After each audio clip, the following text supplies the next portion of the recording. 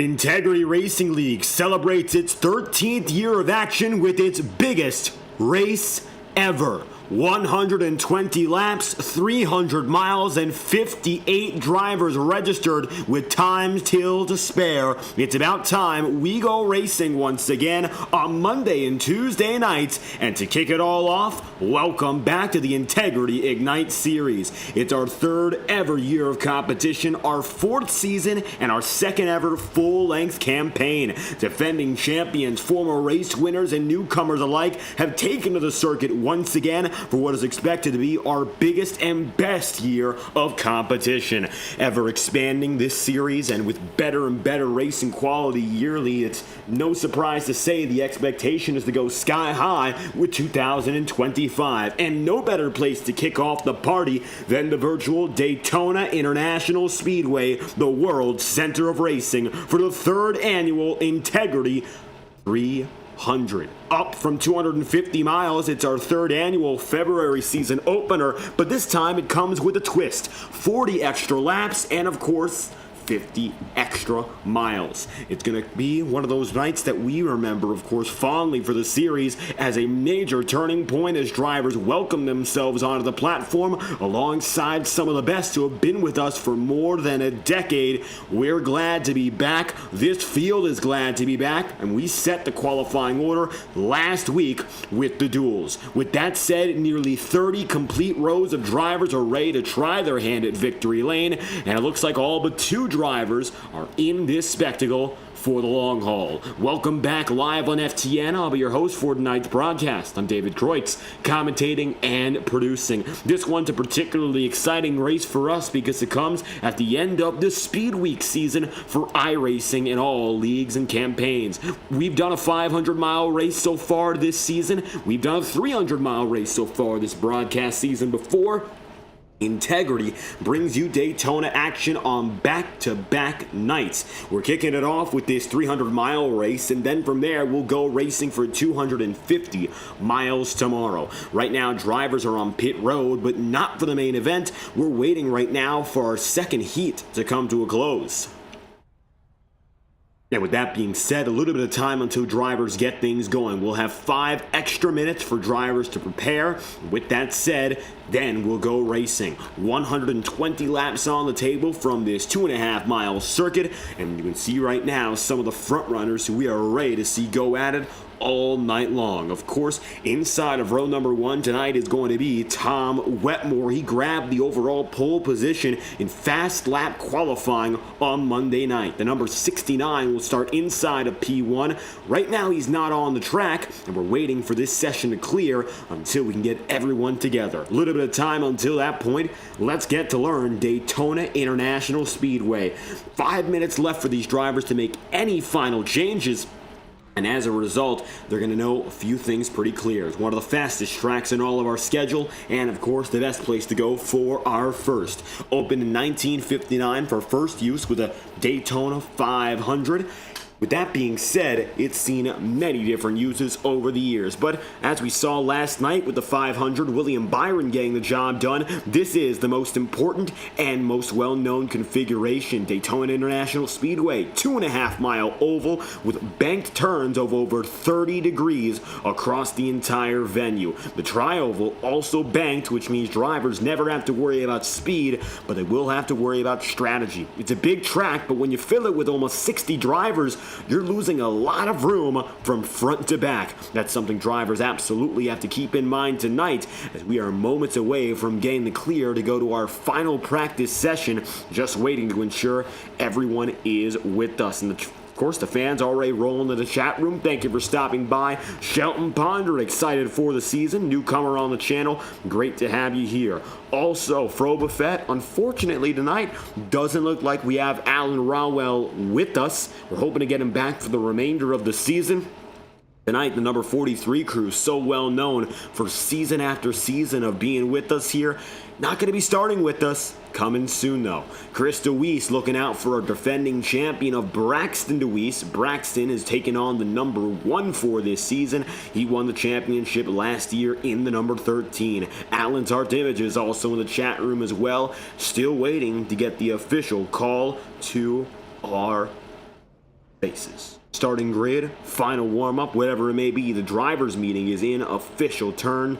We're waiting to get everyone together here. Gael Brooks going to be on the track, although you won't see him there in the slew of drivers who are on pit road. Guys will be sharing pit road stalls tonight. That's going to be something tricky. You see it right there with the number 29 of Nick Tarbuck and Michael Araya. Well, they're right with each other. That's because for the time being, drivers are sharing 43 stalls across 60 drivers. Going to be tricky. Some teammates are finding themselves with each other. Michael Stroll right now is with Daniel Foss. That's the number 3 and the number 38 put together.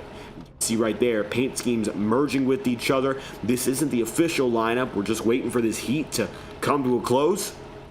The entire pack will be put together. Don Runkle in the 00 right there. Robert Painco in the number 48.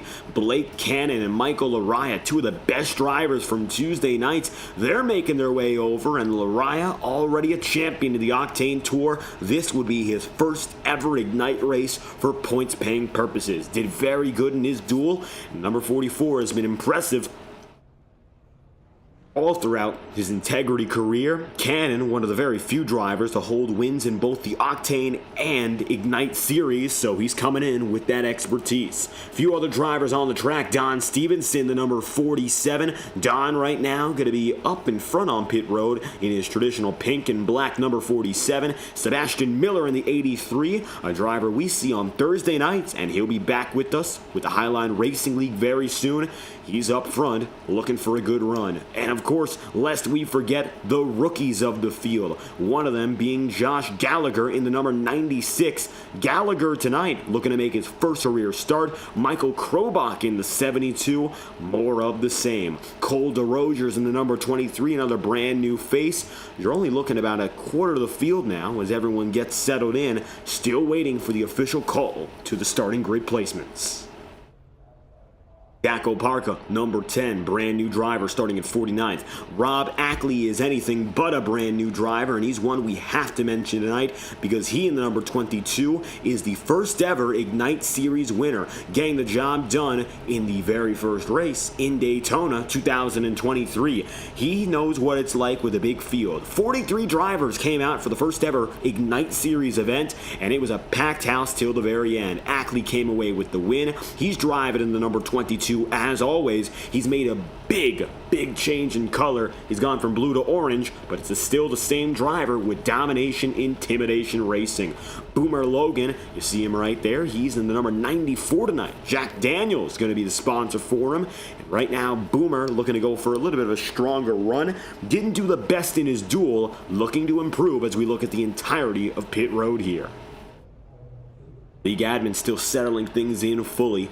And a little bit further back, Blake Ziti. Blake getting the job done in that number 50. New look there. Michael Stroll, of course, the number 3, ever the veteran. Nice to have him back out with us once again. Currently finding himself, of course, scored 56th here. He'll be starting a little bit further up than that. Just waiting as we bide our time and get everyone together.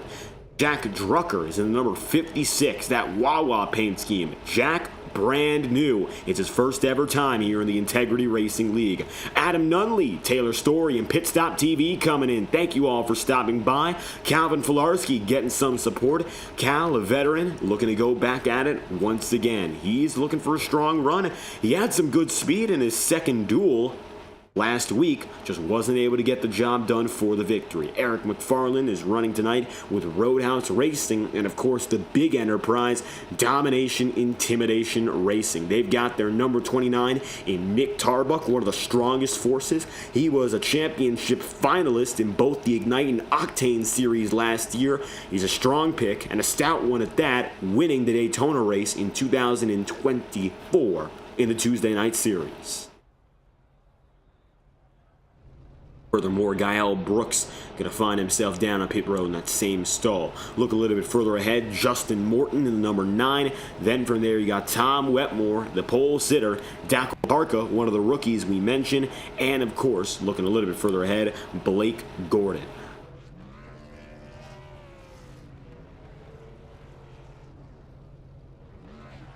Lastly, of course, as we go up to the front of the field, Krobach again, Tigner looking fourth. Up front, Josh Gallagher. This is not the official starting lineup, and we're still waiting on confirmation as to when we move toward the starting grid. A little bit longer than we expected here, but you're sitting by and waiting as we are, which means in just a few moments, we get the job going live on FTN. Drivers meeting extensive, and that's because of one of the big challenges.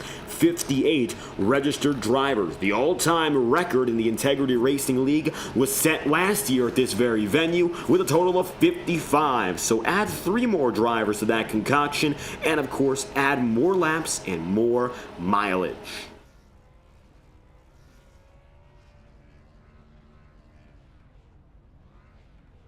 Waiting ever so slightly for the moves to be made. Josh Gallagher still there. Everyone's getting settled through.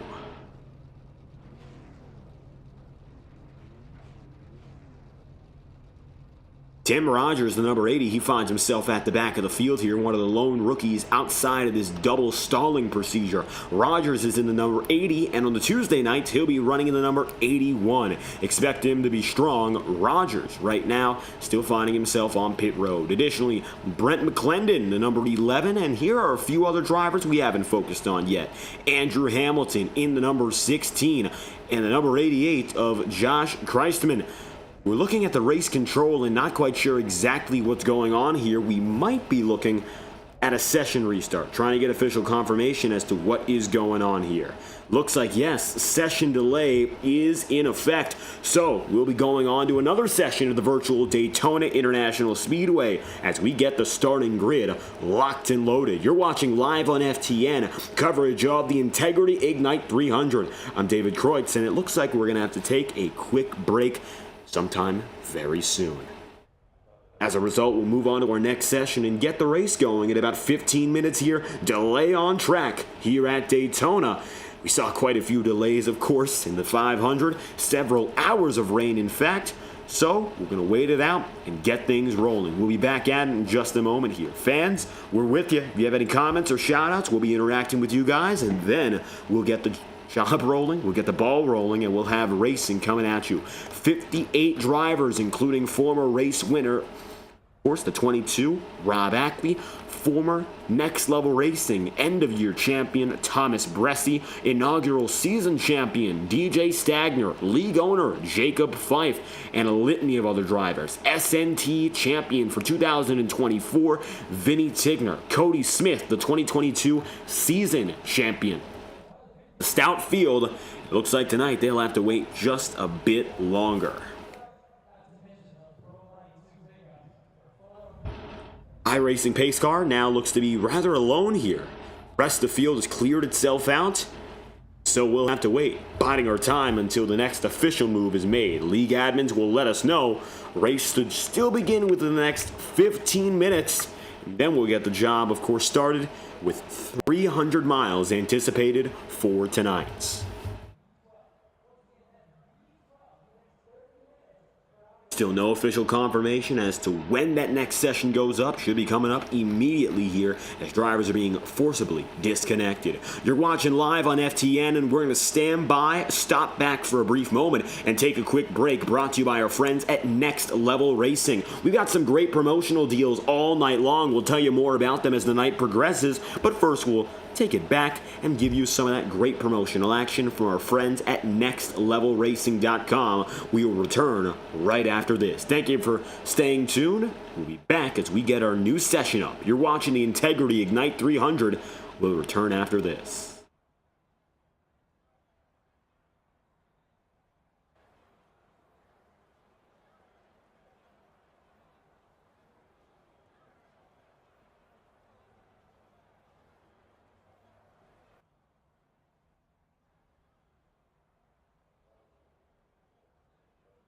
Race history's leading sim racing game. Drive on laser scan replicas and replicas of the greatest racing circuits from around the world. Go head to head against other drivers chosen by skill-based matchmaking to ensure competitive racing at every level. Compete across all your favorite series. In officially licensed cars engineered to deliver the most accurate driving experience possible.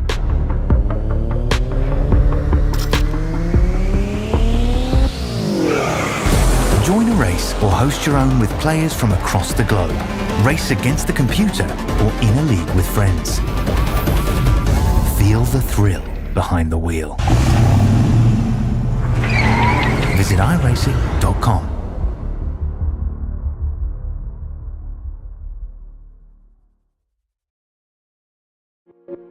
Boundless makes its presence felt. It will not be ignored. We're helping turn ideas into reality with a wealth of building products that take every architectural style to the next level. This is what it's like to imagine, build, and transform anything we want into exactly what we seek. This is what it means to be boundless.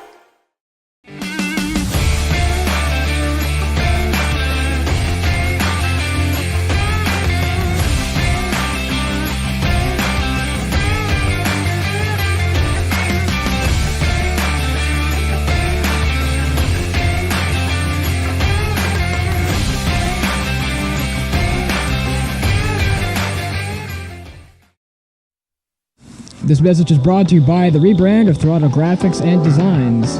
This publication may not be reposted without the authorized written consent of Throttle Graphics and Designs. NASCAR Camping World Ford F-150. NASCAR Xfinity Ford Mustang. NASCAR Cup Series Next-Gen Ford Mustang. Arca Menards. This has been the publication of the redesign and rebranding of Throttle Graphics and Designs. This message may not be reposted, republicated, or rebroadcasted without the authorized written consent of Throttle Graphics and Designs. Thank you, and thanks for your time. Welcome back live on FTN for what is a surprising rain delay on the track. I'm with you back here at the FTN studio. I'm David Kreutz, and currently we're undergoing a session swap. Don't want to feed all those commercials to you so early. We still got quite a lot to talk about, so we'll get to it here. Integrity Racing League, the Ignite Series. This is the league's overall in this modern era 121st race. 60 races apiece in the past few years, past 2 as a matter of fact. This is race 121. For the Ignite Series, it's its 61st points paying event, and of course, it's our 3rd season opener at Daytona. Overall, it's our 5th at the venue. We've been here before, many a time, but this is the longest ever run. Usually, we've done the 100-lap feature, which is 250 miles. Tonight, we're adding an extra 20 officially onto the docket, which means 300 miles is expected. Qualifying was done last week, so for those who weren't up to date, it was, of course, Tom Wetmore, who was able to win the overall pole position. He had the quickest speed in one lap qualifying, and win number 1 for the duel went to Thomas Bresci for the 2nd straight year. Brian McFerrin, he was the one who won the 2nd duel. So that's your 1st, 3rd, and 4th on the outlet here, and we're moments away from getting them and the entire field put back together. A total of 58 drivers have shown up for tonight's proceedings so far. Matter of fact, it could be a little bit higher now, but everyone's getting a second chance to go at it again. Estimate now is that the session will come up in the next 5 or 6 minutes, by which point we'll get the drivers on track by around 9:25, and we'll get the racing back on your screens. Of course, 9:30 is the goal. Then from there, we'll race until the checkered flag falls. We have overtime attempts on the table. As you saw with our previous procedure, only 1 tonight. So, Tom Wetmore, he's coming in from the Tuesday night tour, full-time competitor on the Octane Series, and he's done some part-time starts over 2023 and 2024 as a member of Roadhouse Racing. They're a multi-car establishment. They've got the pole position for tonight and tomorrow. Eric McFarland in the number 33 put down a blistering lap in his number 33 Next-Gen, and as a result, he'll be starting up in front next week, of course. That's all up to the rest of the field. We'll go to another short super speedway very soon in Little Atlanta, but right now, Roadhouse has qualifying locked down. Interesting thing to note, last year, 7th place starter Cody Griffin got the job done. He went from 7th to 1st over 250 miles. However, if you look at the top 10, and we'll break it down more as the night goes on, the drivers who finished in the top 10 started very far back. As a matter of fact, more drivers who started outside of the top 30 finished inside the top 10 than top 10 qualifiers. If you start up front, it's an advantage early on, but based on strategy, things can get rather hectic. So don't expect for those predictable outlets, expectations, outcomes to be the mainstay. Matter of fact, you might expect the unexpected and end up correct. That's the big thing to keep in mind about Daytona and these massive races. And you might wonder, how are we going to get 58 drivers on the track? iRacing luckily allows for 62. You got multi-car, multi-series racing like endurance events, like the 24 hours of Daytona. Basically take that approach and put them all on track together again. 43 cars for the 2023 running, 55 in 2024. We are expecting, based on our first session of the night, 58 drivers to come a-knocking. Kyle Cooper, unfortunately, in the chat, one of the guys who can't get the job done, but he does have 2 drivers he's working with, Skidmark Central, Dak and Andy. Great to have them here. Of course, Kyle, thank you for stopping by. A few moments away from really getting things going here, and with 58 drivers ready, the strategy is something we can't predict. The big problem is, of course, how do you predict it as a driver? Some of these guys have teams they're working with. They got spotters in their ear, but it doesn't mean they can predict everything. Every race at Daytona, very different from the next. We've seen some very fortunate races at circuits like Talladega, the longest ever green flag run in this league's history. Came at Talladega, 266 miles, 100 laps. Thomas Bressi won that race. So we've done it before. We could go completely green tonight. It's very much not out of the question. The question becomes instead, do we get in that rhythm? Many new drivers, rookies, making their first ever starts, and that's when it becomes a little bit problematic. How do you deal with the guys who are brand new, who haven't really given themselves much of footing to go off of? Some drivers already indicating their trust is in the veterans tonight. You don't want to go for the new breed of drivers because you don't know what they'll bring to you. You want someone you can trust, someone you've depended on for several seasons now, and someone who, more often than not, brings those high-quality finishes. For many, they've got teammates. For others, they got drivers they've known for several seasons, and that's the big thing. The rookies, unless they're coming in as team recruits, are often ostracized. There's a few rookies who have good reputations. Notably, Michael Araya. He's an Octane Series champion. He's just a first-time Ignite Series driver, so he's been here before. He's raced many of the best in this field, just never done it on a Monday night. And you got guys like Blake Cannon. Cannon is going for his first full-time campaign. Well, he's never gotten it done before for a full season. So he's someone else to watch out for who just hasn't gotten that experience. A few other drivers here who don't have that same luxury. Maybe a Tim Rogers or a Michael Krobach. Drivers who are coming in for their very first time, haven't done it in either Monday or Tuesday night sessions. It's going to be a little bit odd for them to work things out given that experience hasn't existed before. So we're moments away from officially launching our session. 9:25 the estimate for drivers to get back on track. 9:30 is expected to be the time we get things going for our starting grid. Apologies for the rain delay live on FTN. You're watching the Ignite series, and it looks like now we're heading into our next session here. Stay tuned as we get ourselves locked in for 300 miles. Night 300 is coming your way. Looks like right now, the entire field is coming with it. Notable to include, no fast repairs tonight. It's a long race, but if you make a mistake, you're going to end up paying for it. And these drivers, they know it. You don't get those second chances, so the car you start with is the car you finish with. And you have to act accordingly if you want to make it to the end of the dance. Unfortunately, that means that one wreck, no matter how small or how big it is, could cause lasting consequences for race-winning contenders, and drivers have to be mindful of that. If you make a mistake that impacts the rest of the field, you're going to get some attention from it, and it's not going to be positive. So As we wait now for drivers to officially load into our brand new session, we're about ready to get the ball rolling. You're watching now as the Integrity Racing League officially opens up 2025. The Octane Series season opener is tomorrow, same time, same place, 9 p.m. Eastern, from the virtual Daytona International Speedway, another series that's been well awaited for its return. And notably for the Octane guys, they're going at it with the next gens. Not going to be going at it with Gen 4 cars, which we saw last year, but instead, we're going to try something different and go for the brand new era. 2025 next gens looking slightly different from when they did in 2023, so maybe we're going to see different performance.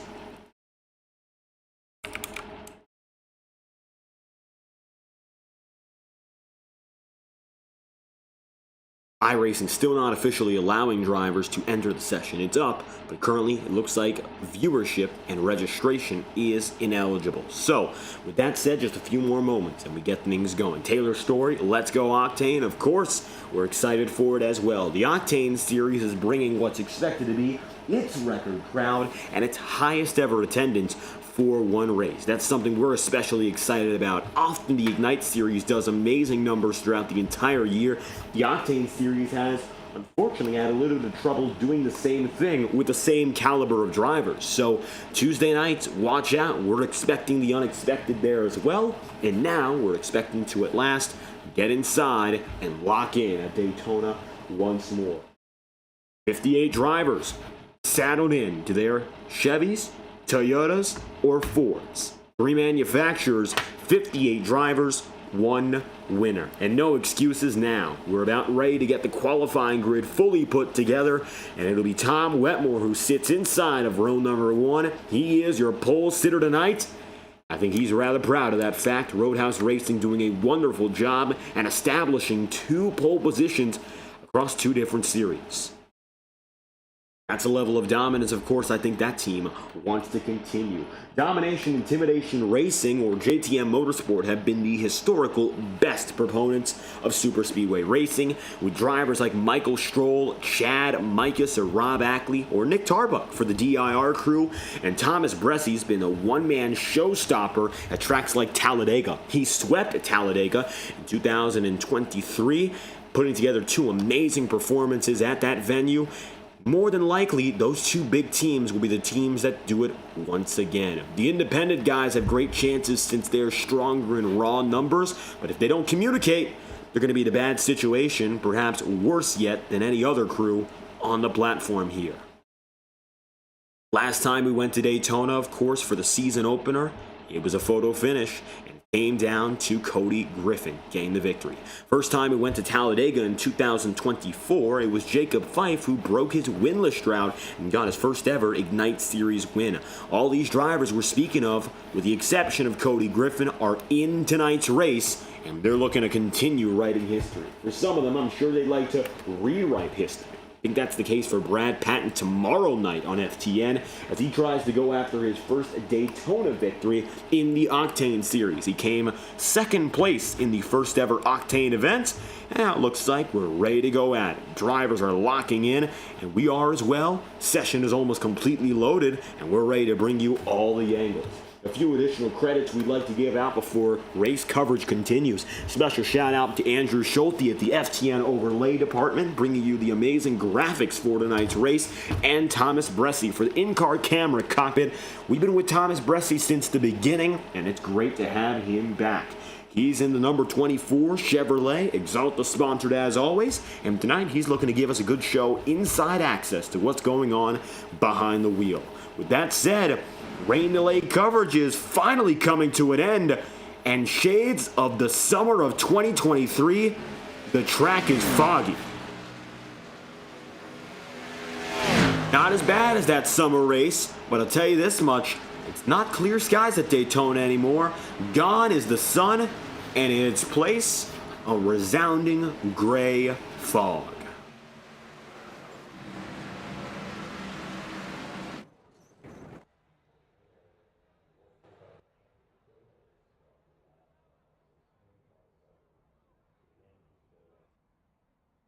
Welcome back live on FTN.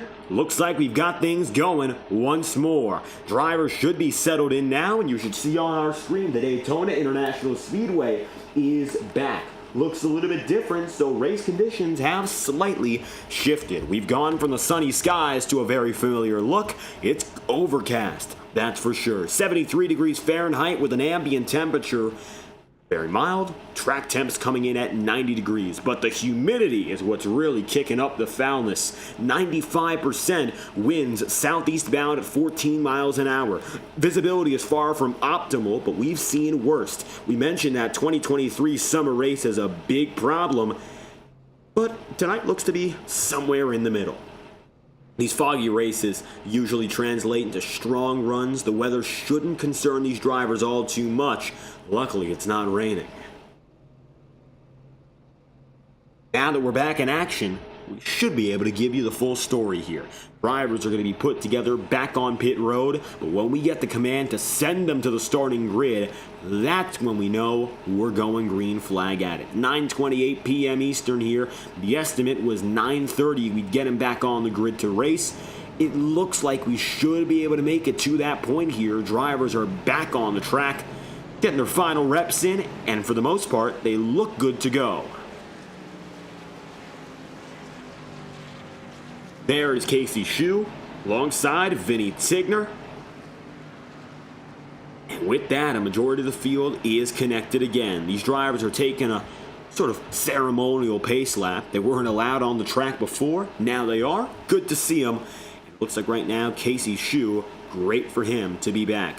A driver we saw to kick off 2023 wasn't able to make any starts in 2024. He's back with the JTM crew.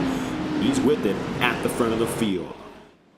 You're going to see up to 30 drivers on your cameras tonight, but we're going to have nearly double racing. It's a very, very big field. For the sake of keeping things clean and connected tonight, we'll focus on the top 30 for the most part. We'll move back and forth, but it's a massive group of drivers. And unfortunately, the truth is, it's very unlikely all of them stay together.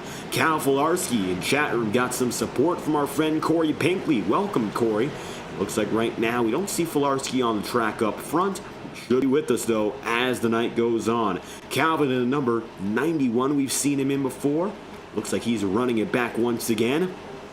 Now Filarski looking to continue what was a strong run in the duels. 3-lap heat race officially. This doesn't mean all too much when it comes to our session and the race. So we'll see whether or not the league decides to cut it. But it looks like we're getting some practice on track for the field, something we didn't quite expect. This has no bearing on qualifying. Nevertheless, drivers are getting their first test run. So let's watch as drivers get things going. Casey Shue leading a 3-lap mini race. And of course, in 3 laps time, we go green.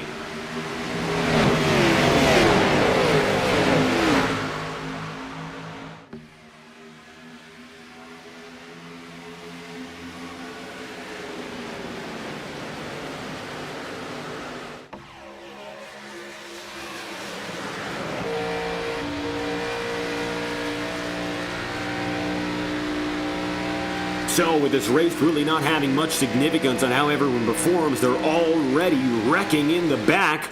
Who could have seen that coming? Huge smoke. But nevertheless, the leaders keep going. Don't expect all too much out of this run. Drivers getting their bearings in, figuring out what they've got inside the cockpit, and going from there. Casey Shue is still leading, Brian McFerrin, Tom Wetmore, all of which are up in front.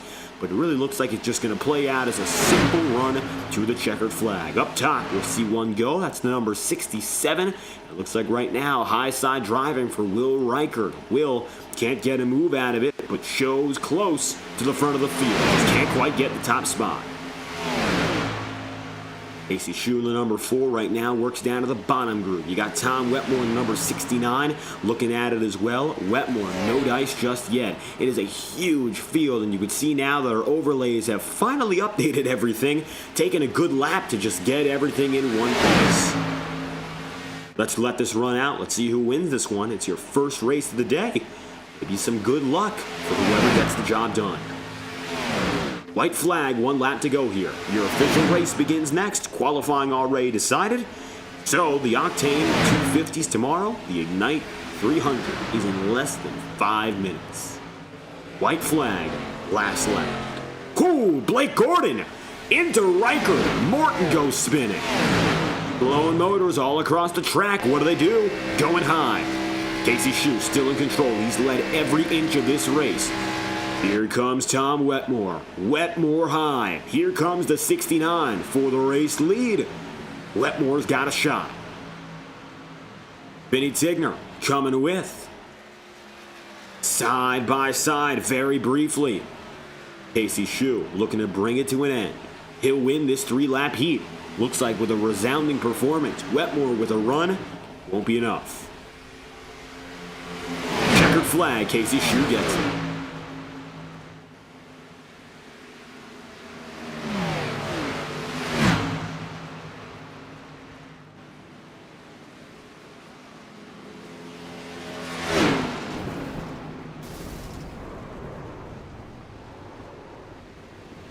A lot of wrecking at the very end of that one.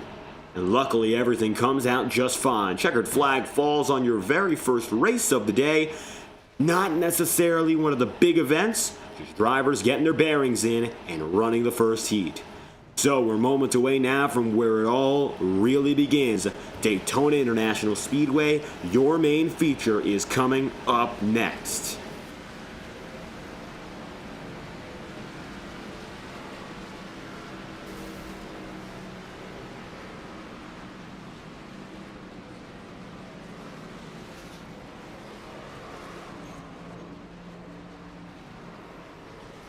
End of the first heat. Time for our first race here. A little bit of an interesting pre-race coverage session. We don't often get moments like this where the racing is happening, but just not in the form we expect. And nevertheless, it's the here and now. The Integrity Racing League is back. And now, everyone comes onto the track together. Casey Shue is shown as your pole sitter. Not what we saw in qualifying. We'll see if they roll with it. Looks like Casey might have just gifted himself the top spot.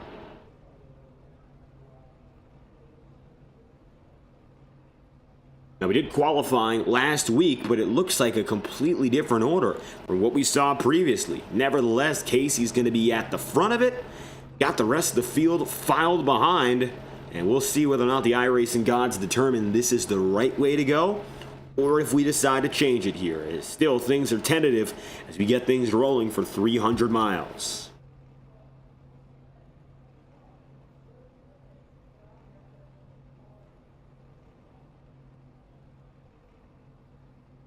And it looks like now Casey Shue, having that pole position, might just keep it.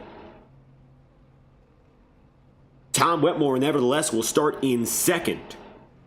And it looks like we're keeping it rolling. Casey Shue's going to be inside of row number 1. Tom Wetmore will currently be on the outside, waiting for any final changes, but tentatively speaking, this is the way we roll. Casey Shue grabs the pole, and we're just about ready to get racing here. That's the big focus above all else.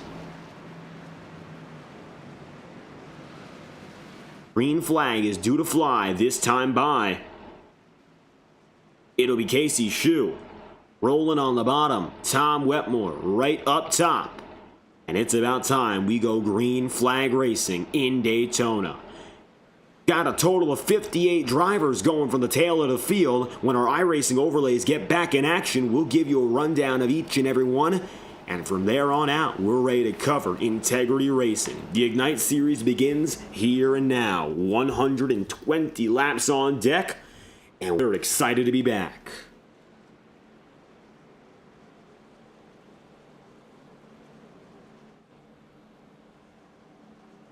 The field comes across the super stretch, fully put together.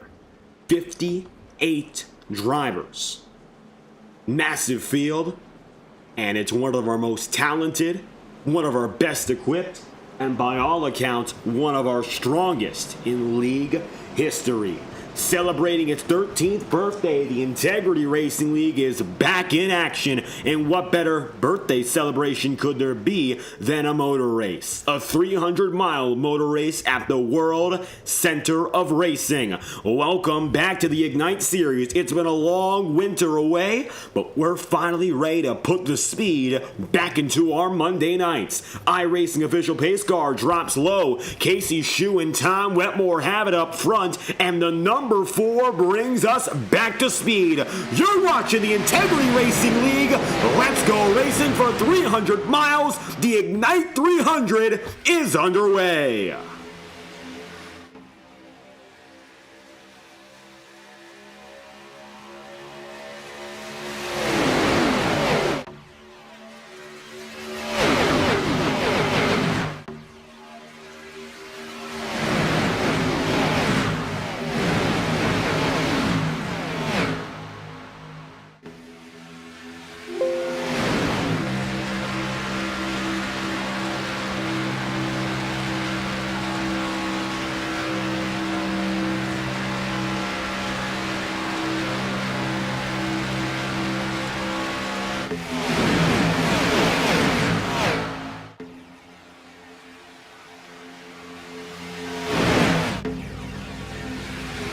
Casey Shue holds control, and it looks like the leaders stay up and in front. No worries for the time being, as the front of the field stays very consistent. And it's going to be all those 58 that got things started who are still with us here and now. Tom Wetmore, I'm sure he didn't expect to be starting second tonight, but based on the circumstances to start the race, well, that's exactly where he'll be. Doesn't look like the initial filing order. Nevertheless, we'll get things going, and it looks like so far a strong start. With all the kerfuffle and getting this race going, I'm sure the drivers want one thing now: to keep it clean. Michael Krobach moves down to the bottom side. He's going to find himself in 7th as a result of that maneuver. Timing ticker is still loading here. With all the back and forth, we're still trying to make sure everything is officially finalized, but the racing is on your screen. Casey Shue's going to duck it down low. He's got the advantage into turns 1 and 2 again. Outside groove going to be rather shallow, but the inside is just all right. Cole Freilich in the number 15 making his debut. Freilich, one of the drivers we know well from the Thursday night Osarel Cup Series, not mentioned his appearances in IDK Players and our Night in America. He's a well-established driver. We mentioned that in his dual appearance, his very first ever race with the Integrity Racing League. He's back once again tonight. It looks like a strong start, staying inside the top 20, 24th to 18th, based on our updated starting grid. So he actually gets an advantage based on that circumstance, even though it didn't work out for many other drivers, such as Thomas Bressi. Well, looks like one driver found himself a winner. 24 Bressi was supposed to start inside the top 5, but based on the entire reshuffling of the starting grid, he found himself starting in 20th. Nevertheless, he's gotten himself up to 14th already and is still making big moves. Thomas finds himself now bridging the gap between the front runners, the top 10, and the field on back in what looks to be overall a rather cloudy day here in Daytona. Tyler Hensley, making his grand return, didn't have any starts in 2024, but he found himself as a full-time runner in the 2023 campaign. Great to have Hensley return, one of the guys under the JTM banner, so he's got some very strong teammates he can work with if he's looking for some support to get up to the front of the field. He's one of those drivers who knows he's got to get himself up there with that teammate assistance. And looking back to the tail end of the field, you'll see this additional segment, which includes the Braxton Deweese machine. Chris mentioning it, there's a few other drivers here from the tail you don't see at the same time. It's practically 2 fields going at it at once. Braxton is currently Q38. These drivers from 30th on down, very far behind. You're not going to see them in the same frame often with the race lead. We go down to 58th place, where Cole DeRogers is. Cole right now is 3 laps down according to timing and scoring. Hasn't gotten back on the circuit, which means 57th place, Nicholas Ward, is the last driver we can see here. Ward, the number 97, is at the tail end, and you see right there, he's going to find himself all the way in the back. He's got a few other familiar drivers. You've got Adam Wood, Cal Filarski tonight in number 39. Tanner Tallarico with Tim Rogers. But these back runners, they're going to decide to be rather calm, while the front of the field decides to take advantage and keep themselves up in front. It's Tom Wetmore in the number 69 Toyota Supra who leads. Then you've got Vinny Tigner, Casey Shue, Matthew Thunhorst, and Ben on back, locking themselves in. 6 laps in so far. Coming up to lap number 7.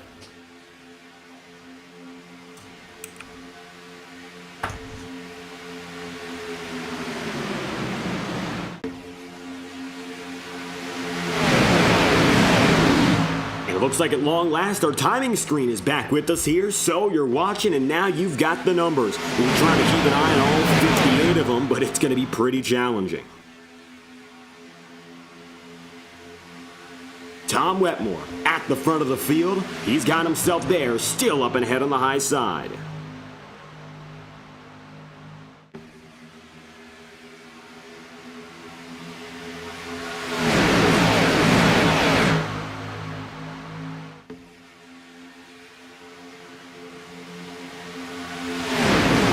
Drivers have stayed right to each other. Very minimal difference lap over lap. That's something you will probably come to expect in Integrity Superspeedway Racing. If you're a brand new viewer, a first-time watcher on FTN, Integrity is well known for its clean action at tracks like Daytona and Talladega, something that we're seeing right now, and it's most likely going to stay the case all night long. Very little opportunity for movement when drivers remain in this rank-and-file formation, but a lot of the time that movement isn't the best thing for the long haul. When you have so many laps left on the table, more than 100 of which, as a matter of fact, better yet, most oftentimes, just to stay where you are. That's why the top 2 have kept themselves there. Then for the rest of the field, Vinny Tigner, he finds himself 4th. Sebastian Miller is 5th. And everyone moves front to back, exactly where they need to be. Eric McFarland now 10th to 9th in number 33 here. Eric finding himself starting strong. Of course, he's going to have a better start tomorrow, but currently he's up front with his teammate leading the way. The Roadhouse Racing guys have a lot to keep on moving with. They didn't get the best qualifying efforts in their duels, but it looks like with this reset, they've gotten the opportunity to move outside of the bottom 30 and make it up to the top 30. Looking at that top 30 right now, we'll be alternating perspective all night long just to make sure everyone is in full focus. Don Runkle right now going from 18th to 15th. Since we have a lot of time on the table, we're going to try to go one by one, driver by driver, and give you a full overview of what you should expect out of the guys you're looking at here. Let's start with your first place man. That's going to be Casey Shue. Casey's the number 4 right now, and of course he's coming in for what is his first race in more than a year. Casey Shue's a driver we've seen before with 2-1-3 backing. He's back once again with his Integrity Ignite Series career in full return. The number 4 team has been here at least 20 times as a driver when it comes to the Ignite Series anyway, but 2024 was a complete miss. So for Casey, it's almost a blank slate. Working with some of the strongest drivers in the field at JTM Motorsport, expect Shue to be sort of a dark horse contender as the night goes on. Maybe not someone you'd expect to win outright, but with the right support, that car could be dangerous on the circuit in a good way as the night progresses. Tom Wetmore's up high. The pole sitter, based on the qualifying running we saw beforehand, just wasn't able to officially seal the deal with that 3-lap heat we saw before. Luckily, he finished in 2nd, got exactly what he needed, good position, and he finds himself at the top of the board. Of course, running P1 now on the outside as there's momentum built up. Vinny Tigner is officially scored 3rd, and he's coming in for his sophomore season. Vinny's a driver we see on Saturday nights and sometimes on Thursdays. Full-time competitor, going racing always in SNT. He's a league owner and the defending series champion, as well as a part-time driver in the Iora Cup Series. Multi-time top 10 finisher and rookie of the year in the Ignite Series 2024. He's glad to be back. He's putting a strong run already. Matthew Thunhorst in the number 8, the first ever driver to come away with a regular season championship. Still, no championships for this number 8 crew. He's strong, but he has not gotten it done. The late season execution has been the Achilles heel. Looks like tonight Thunderhorse having some sponsorship from our new premier partner at Sim Motion. Look out for our other premier partners as the night goes on. A few paint schemes have that branding, and Thunderhorse is one of those brand ambassadors. Jack Drucker in the number 56, running his first ever race, and Drucker right now doing pretty well. The number 56 Wawa car is an untold story. We'll learn a lot more about him as the night goes on, but currently he's running strong and keeping his head out of trouble. That's a pretty good start for any driver at Daytona. Michael Krobuck also, he's going to find himself running in E6 officially. He's coming from 7th to 6th, but you can see right now down the back straightaway, he's getting up to as high as the 4th position. So absolutely a driver to watch when it comes to maybe making some strong moves as the night progresses, even if he's alone. Doesn't have any teammates to work with for the time being, and right now that team constantly is running inside the top 10. Just trying to get to grips with the drivers who are around him. Sebastian Miller, he's a driver who's amazing at super speedways. The best of him comes out in those late race moments. Second place last year in the Highline Racing League Daytona opener. He's got a career best run at USA International, P3 performance there. And ever since that point, hasn't been able to go out there for a top 5 or a win. Miller, we see him a lot on FTN. He's with the Swamp, one of the championship organizations in this league. 83 is coming for his sophomore campaign. He's right alongside right now Ronnie Osmer, a rookie. Ronnie in the number 55 has currently scored officially in P8. He's the 55 right up top.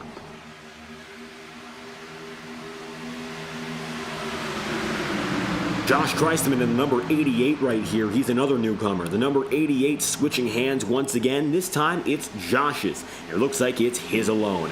3 wide right now with the number 77. That's going to be a brief maneuver as Gael Brooks follows through. Now starting to see some drivers shuffle their way in. And here comes Brooks. Brooks down to the inside. He's a strategy. Very well-known driver for strategy anyway. One of those guys who we can't say is a strategy expert, but he does know how to do something different and get away with it. His best career finish coming at Monza, a podium finish at that. He knows what it's like in terms of running strong and getting those results. Sometimes, of course, the big issue comes in whether or not he can get it done at the ovals. But super speedways is always quick. That's why you see him right up here, right now. Matt Press tonight is running with a very interesting setup. We can't show it on the broadcast, but we might later on. Matt has 4 monitors and a 5th, a TV, showing the broadcast. Right now, Matt finds himself inside the top 10, up 15 places so far, and safe to say, he's made the most out of this early going. A few drivers wiggling to the back, and that includes the 33 of Eric McFarland. Just checking in on that to make sure there's no issues. Osmer, Runkle coming in. Looks like everything is just fine right there. Galen Gidman is getting up front here. That's the 04. Galen is a veteran of the Octane series. We don't see him all too much on Monday nights. And now, it looks like he's finally gotten himself up front. Galen has gone from 41st to 14th. He's the biggest mover so far by a landslide. And Galen's one of those drivers who has confidence at tracks like Daytona and Talladega, and it shows in spades. He's coming in for his rookie endeavor full-time in the Ignite Series, and should he show up tomorrow, it would start his sophomore campaign in the Octane Series officially. Gael Brooks right there. Thomas Bresci, talk about a driver who I know he wished he had his qualifying spot locked in. He's gone from 20th to 14th. He did it very quickly, and he looks like he's sort of stagnated to this point. Right now, Bresci finds himself in the mid-teens. Hasn't been able to move all too far up yet, but he is a super speedway ace. 2 Talladega victories to speak of, including that one full green race in the fall of 2023. He's got the accolades to show for it, but tonight he's got a little bit more of that opening hurdle than he would have expected. Brandon Bernhardt, the number 81, coming with a new look. Bernhardt's been with us since 2023. Right now, he's coming with a much brighter color scheme, Dr. Pepper, Cherry Red, and a bright baby blue. He currently runs 16th alongside Joe Dinsmore. Dinsmore is another one of those guys who made starts in 2023, was a playoff driver in 2023, in fact. Then he ended up falling out of competition in 24. He's back once again in a very similar vein to Tyler Hensley right ahead of him. Both the 5 and 95 are coming back for their sophomore seasons after taking a year away. Rob Ackley, 47th up to 18th, the first ever Ignite Series winner. That's the number 22. Rob tonight is looking for his second Daytona season opener victory. He got it done in 2023, 2 years ago. We mentioned before, new paint scheme for him, new look, same driver. He's got a lot of strong teammates to work with. Josh Gallagher in the number 96 is in the Tide Ride tonight, throwing it back to drivers illustrious such as Ricky Craven. It looks like right now that Ford Mustang is having no trouble hanging in there inside the top 20. Gallagher is running around 19th, and Braxton Deweese, your defending season champion, is running in P20. Deweese is coming in the number 1, brand new number, brand new look. However, again like Ackley, it's the same guy behind the wheel. We're expecting a lot out of Deweese now, especially because he has joined Domination Intimidation Racing, one of the best groups on the series campaign.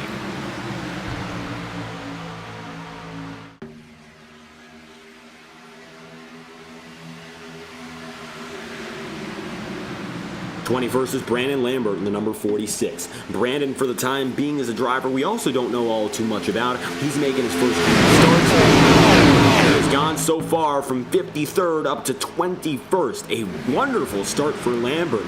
He's had to make it through all of this pack to get up here. So Lambert making those impressive decisions, just deciding when to go and of course, how to do it. He's come from the tail end to the front, and he's brought with him Chad Mikas.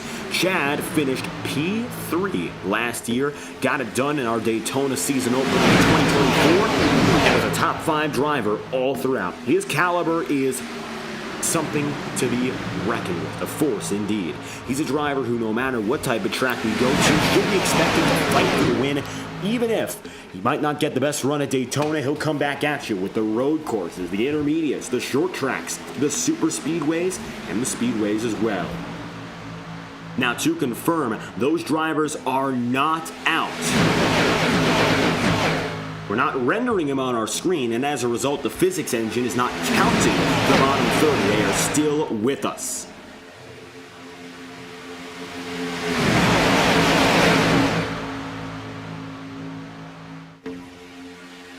Chad Mikas is P21 officially. Now you see Kyle Trudell. Trudell in the number 84 is the first driver in the Ignite Series to run that number. In the modern integrity era, he is the second driver to run that number. So he finds himself right now in a very precarious position. On the inside, you've got that number 96, but the 84 right here is following right through. These rookies have to decide whether or not they trust each other. Forget about the veterans for the time being. You have to consider there's a lot of guys here who have never raced each other and the front runners. So how do these new guys react? Trudell right now has the 96 just ahead, and then to his outside, Brandon Lambert in the number 46.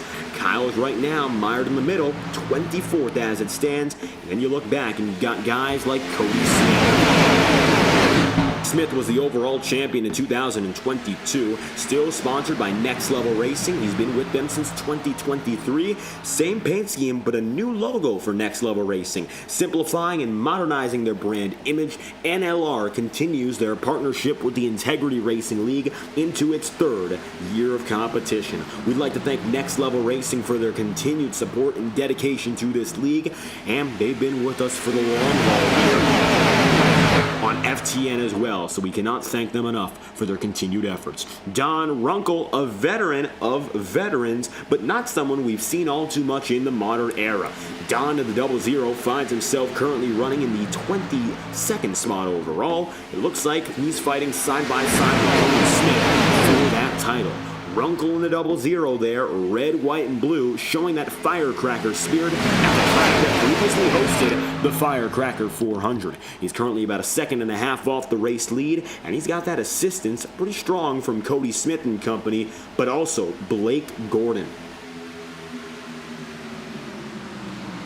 Gordon in the number 13 for Top Golf. He's got himself all brand new paint schemes. Originally, the driver, the number 48, gave that number up so Alec Daffin can come through with it. And now Gordon finds himself running a different look. That Chevrolet Camaro, no doubt, is it strong. Currently, he finds himself 23rd, but he's got speed in that Endeavor Racing crew. They know it. Blake runs in the middle of the pack with the JTS, Justin Morton. Morton is an underrated driver for that crew. Maybe not going to be going out there for wins each and every week, but he was a podium finisher at Charlotte last season, one of the best drivers at the road courses, took away a victory last year. Even if the rest of his fellow teammates can't come up with it, there's a very good chance Justin Morton will come through and steal a strong result right under your noses. Watch out for Morton this season. He's officially 28th. Right with him is the rookie and Ryan Vaughn. 5th9 has just made a few moves up. Ryan trying to get back up in that mix.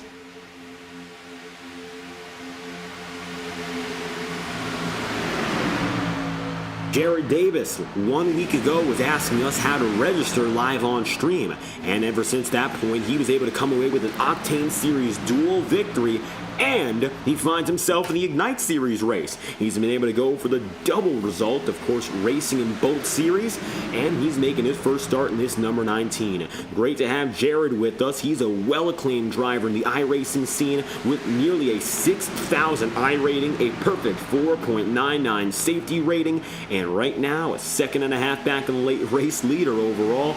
Jared is making his first stop in this series. Great to have him here. Currently, Jared finds himself alongside the number 86 and the number 40 of Sean Carmody. Carmody's a driver who's made a lot of great use of Daytona. Matter of fact, his first ever race in this league, 2023, the Summer Daytona race when it was foggy, just like it is on track right now. For Sean, this is a familiar setting. He led his first ever laps in that race, and he's been with us on a part-time basis ever since. For Sean, he's going in for what would be his 3rd overall season, and his efforts have been strong, especially at the super speedways. He's got another very well-acclaimed driver, Andrew Schaub, with him. Andrew came in that very same race as well. He's been with us ever since. Runs right alongside the number 67 of Will Reichard. Interesting story, just a few spots away, the Adam Wood car, number 45. Wood is back, and he's rather confident in doing so. It's an interesting story for him to be on the track tonight, not because of any major incidents or injuries or things of the like, but instead, it's Adam Wood's 20th anniversary, his marriage between him, his wife and himself. And yet he's on the track tonight. If he wins, we're going to get a pretty good interview, but if not, I don't think she'll be all too happy. Nevertheless, Wood has taken this anniversary night and he's brought himself back out to the track. Great to have Adam with us here in that Coca-Cola Chevrolet. Different look from last year. It's a bold one, and it's a bold decision to come out on an anniversary night. Nevertheless, he's with us here, doing pretty good in the 45. John Steele, 98, running for, of course, a well-acclaimed team. That's Roadhouse, and their 3rd driver runs currently P36 overall. Big scatter. We've got a wreck. Yellow flag on the field. Drivers are smoking, and we have an incident. Yellow flag is out.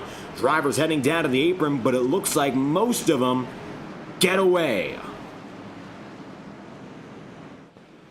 Going to throw to our wide-angle camera and try to give you guys an informational moment just to tell us what happened here. Looks like a stack-up.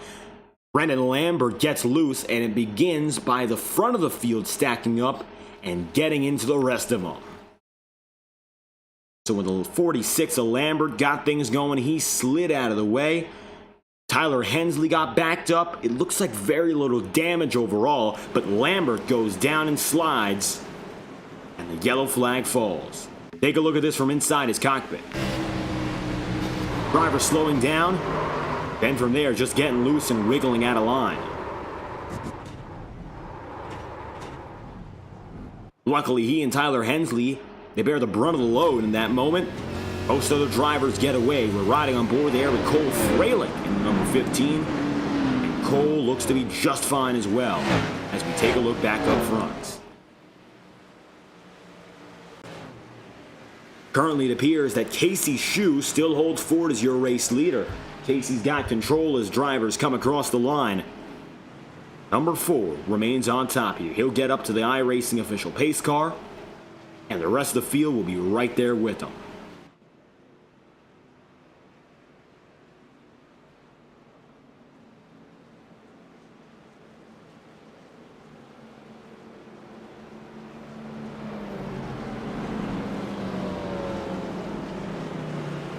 Jack Drucker, number 56, the Wawa machine, also finding himself in a real nice position here. First ever race, and he's getting his first career laps led. 30-lap run under green. Now it's about time we head down to pit road for the first time tonight. The opening quarter sees its first caution, and now Jack will bring him through.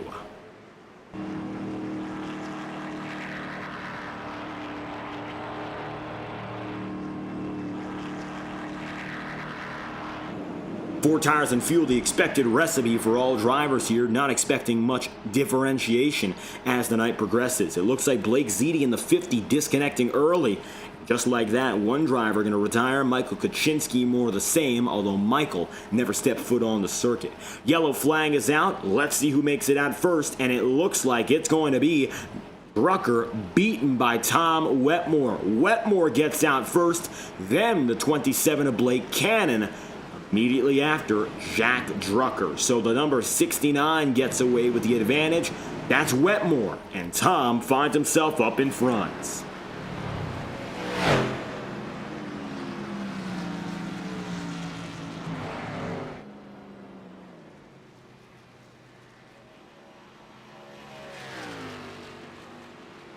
Wetmore's Toyota Supra holds the race lead, and with him, he'll have Jack Drucker, Blake Cannon, and Galen Gidman.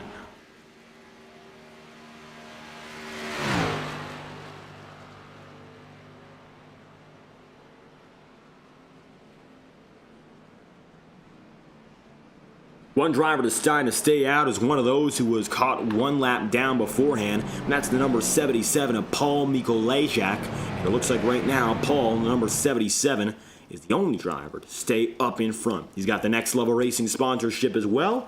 And it looks like right now, Toyota on Toyota on Toyota. The top three all going to be the silver ovals, and Paul is one of them as well.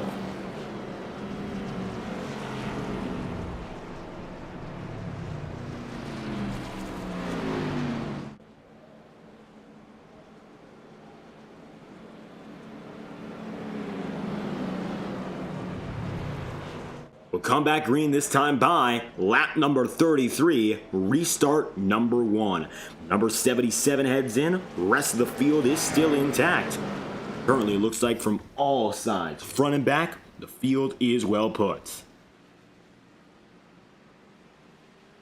Double file here with Wetmore and Drucker first and second. Blake Cannon is third, and Galen Gidman is in fourth. Overall, your top 10 composition, it's remained similar in some aspects. Some drivers are big surprises. Again, Galen Gidman has made his way up from now 41st to 4th.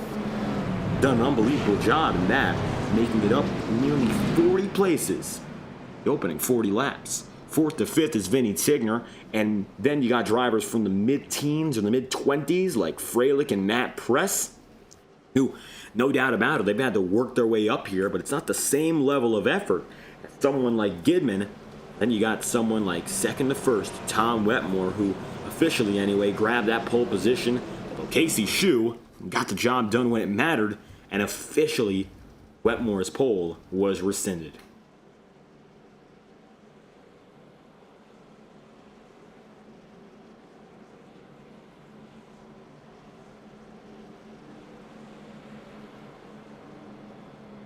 An update requested on our friend Calvin Filarski. Right now, looking at Calvin, he has officially scored in 53rd. There's the number 39, running alongside Nicholas Ward and company. We're looking at the top 20 right now because timing and scoring won't give you the full picture on the bottom half, at least temporarily. The 39 of Filarski is going to find himself outside of the top 40.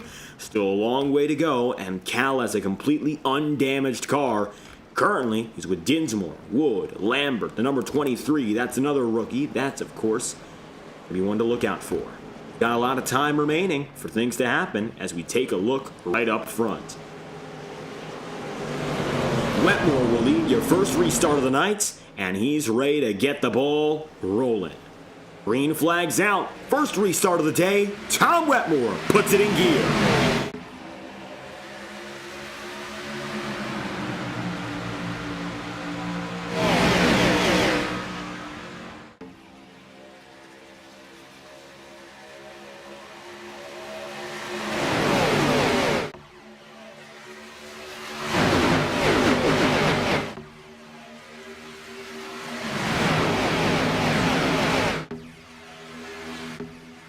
Wetmore seeing three wide briefly. Cole Fralick, the number 15 on the outside, decides to try and make a move here. Don't quite know if that's the right decision, and it looks like he'll be filed out subsequently.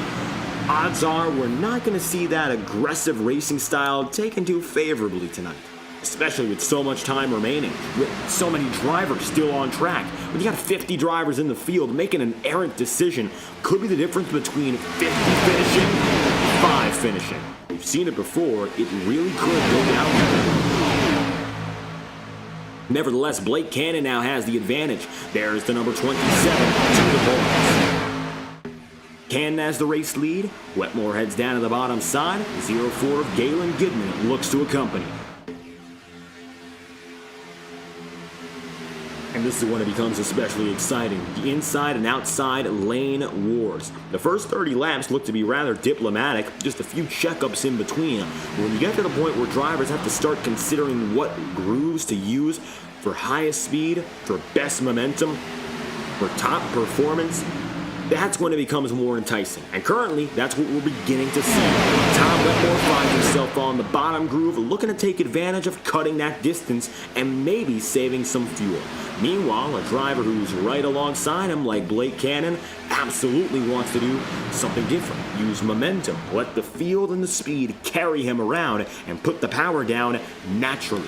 Braxton Weiss made some big moves from 45th up to 20th, but the biggest mover now in that section is 56th up to 18th. That is Kyle Trudell. Trudell has gone from the penultimate row to the top 20. Nearly 60 drivers. That is an unbelievable charge. And this is where you start to question whether that qualifying pace and whether that position really matters. Again, Trudell is coming from all the way back. Drivers we literally do not see on the screen right now just because of how many are in the field and how many we're trying to focus on. He's coming from a portion of the field that is more than 5 seconds away, and in Daytona terms, that's nearly a quarter mile for each 30-odd cars. So you would have to say a half mile back to be where Kyle started. And now he's up in the mist. The top 20, anything could happen. The top 50, it's a little bit different. So strategy calls, of course, different times, different needs. I think Kyle Trudell has found his niche here. He's made his moves, and now he gets to ride in the top 20 and watch the leaders do their thing.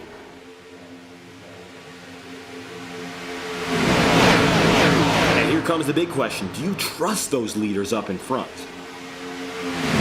That's something I think every driver has to ask themselves here. You're relying on the leaders. Of course, they're the guys who lead the pack, but if they're close to you while the racing's going down, you trust that things will stay clean and green. Right now, it's a big question I think every leader has to ask themselves, whether you're the first row, if you trust the guy right behind you, or if you're in the middle of this pack and you're watching what's up and ahead. 36th up to second, Blake Cannon is now facing pressure. Domination Intimidation Racing is set up an outside line, including Michael Stroll, Braxton DeWeese, and Galen Goodman. Goodman is now alone, very quickly again, but it is 3 wide up in front. Rucker and Matt Press, two rookies who've gotten themselves up along the way. Matt Press in that number 60 for RaceEPI.com and Northforth Racing, a collaboration that started last year. They're one of those teams that get themselves set up each and every year for NASCAR Racing, which typically is live on FTN. So we'll bring in the news right now. If you're a devout follower of the channel, this is probably something you know of. Nevertheless, we'll talk about it. NASCAR's Road to Pro format has changed drastically. For 2025, there will be no Road to Pro season. As a result, NASCAR coverage on FTN is indefinitely suspended and may return with a new format in the fall of 2025. That is pending official confirmation. Nevertheless, we'll go back to the racing here. Matt Press, he finds himself inside the top 5, 25th up to 5th. 16th to 6th is Ronnie Osmer. And Ronnie in the 55 has been quiet. Currently, he's in a pretty good position. He's standing up front, got himself on the second groove. No challenge even higher than that. I think he's comfortable exactly where he is.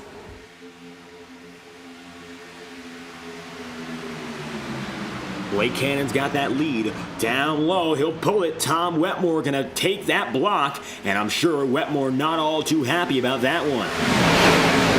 Tom gonna have to lie back and let it happen, but with that comes more momentum. Here comes Wetmore surging in that number 69. Cannon is right beside him, but no longer is he the leader. Tom Wetmore to the points.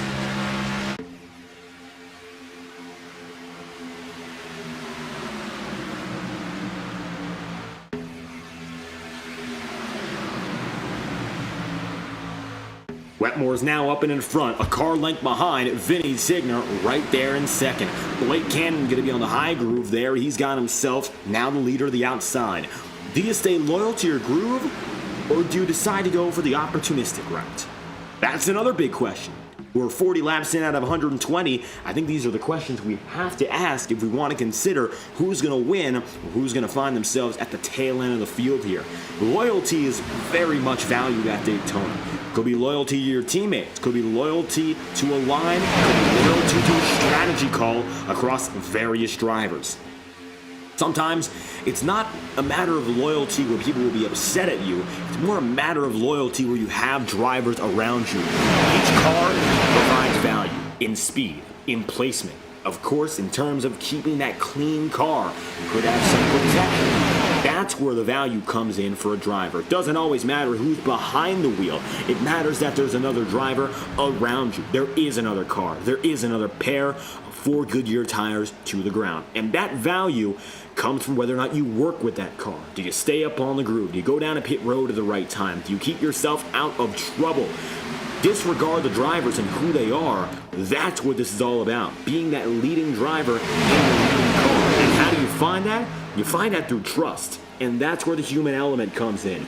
With all AI, which we've seen in video games and the like, you can work the system almost to a T every single time. iRacing, every race is different. Every driver is different. You can't approach it with that same sort of mindset. Not inherently damaging, but it won't get you the results you need if you want to go out there, succeed, and win one of these races, especially with the stout competition of the Integrity Racing League. That is not at all the approach you need to use, not the approach you should be using. Currently, right now, the leaders up in front know this. Try to be loyal, try to find those grooves and people you can work with. Wetmore's found himself up inside the top 2 for most the entire night. Started in second, currently P1. He is the leader on the circuit and has been the de facto driver of the night. Still a lot of time for that to change, but that confidence coming in from grabbing the pole position, no doubt about it, it's showing in the way he's going at these turns, going at these laps, and racing his way through.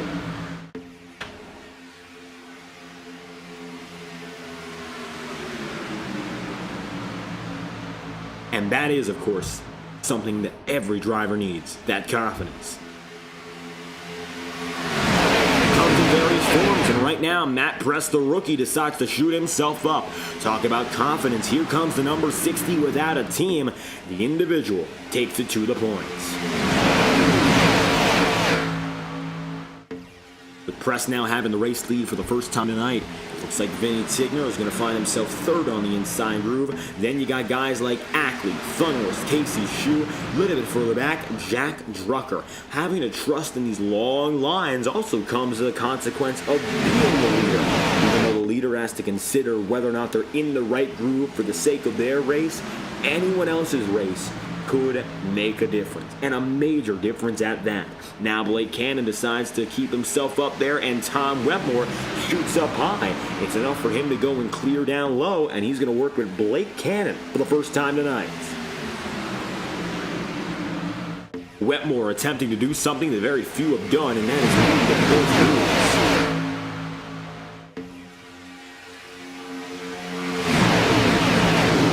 Promptly, he'll be shut down on the top side anyway. He'll keep himself there. The bottom remains with Matt Press, but that's just for now. We've been about 15 laps in this run. Look a little bit further behind. You got guys like Rob Ackley now getting closer. Michael Stroll in the number 3, and Stroll tonight. Talk about a comeback from last year. We mentioned it in the duels, but it's worth mentioning once again. Michael Stroll is this weekend looking to make his first ever Octane Series start and continue his campaign as one of the veterans of the Ignite Series. Last year, however, he was not able to compete in either event and had to watch from the sidelines as the season started in 2024. The reason for him was rather unfortunate. As a matter of fact, it's quite a miracle that Michael Stroll is even with us in the broadcast booth for those duels last year, and we're lucky to have him back on the circuit. He was involved in a major car accident, which unfortunately caused months of recovery. Stroll was out of the cockpit from January until April and came back for the summer stretch, at which point he grabbed an emotional victory at the Pocono Raceway. A major comeback, one he needed for a chance to run in the playoffs. While not the best of efforts in terms of a full season, just based on numbers, Michael Stroll's comeback is triumphant, and the fact he's coming back for 2 races a week is even more amazing. Michael right now running in that third group. He's got Domination Intimidation Racing teammates around him, including, of course, Rob Ackley. He's right there in that number 22. Ackley running from 47th up to 7th here.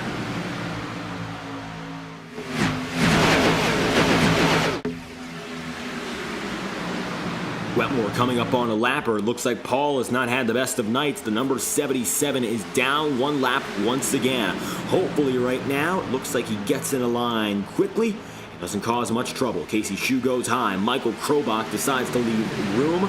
Looks like for the time being, the 77 will assimilate. That's the first lapper the field has had to deal with on pace all night long. According to timing and scoring, Paul is officially in 55th position. Not at all where he would like to be, but there's still a lot of time to keep on improving, so hopefully that's what we see here. 47 laps out of 120, opportunities are still abundant. Michael Krobach continues to fade back. He took a cautious approach to lap traffic, now takes it up high, briefly 3 wide with Cole Freilich and Guy Elgood. Of course, looks like a good move back in.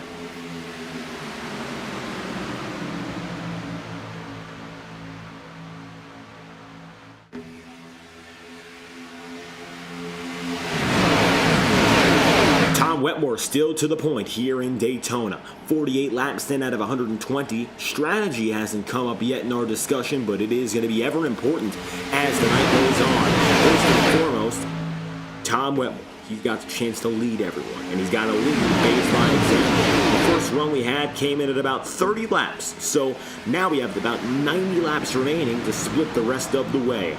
Strategies, for the most part, will come through based on 40-lap cycles at Daytona. When fuel cells are unlimited, which is what we are working with tonight, drivers are expected to go 40 to 42 laps on 1 full tank, which means that with 90 laps remaining, estimates are that we will see about 3 pit stops from now to the end of this race. That's at the minimum. Cautions could increase that value by up to 2 times based on how many yellow flags we get, when we get them, and if we see an overtime finish. But the expectation is that drivers will head down to pit road once again at about lap 70 to lap number 75. Then they're going to split the remaining stint at about lap 100 to finish this race off.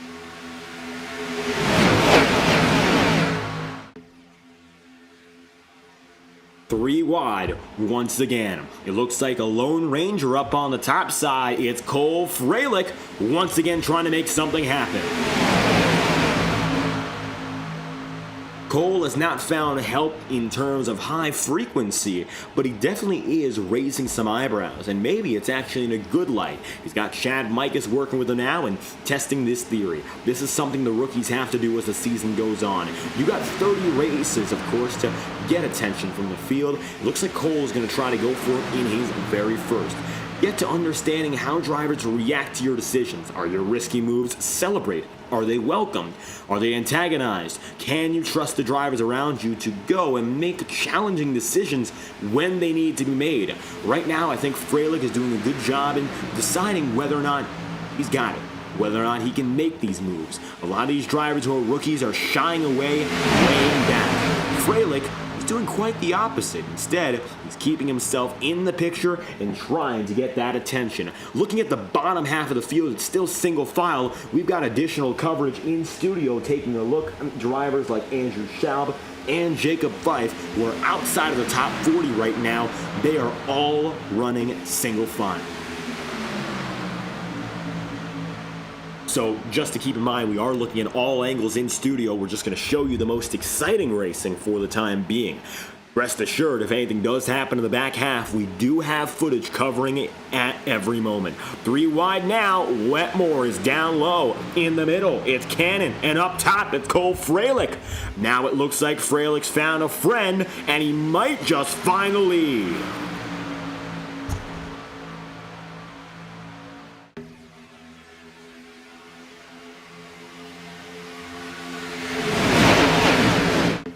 What a difference one driver can make. Freilich and, of course, one extra assistance in Chad Mikas make a real charge for the race lead.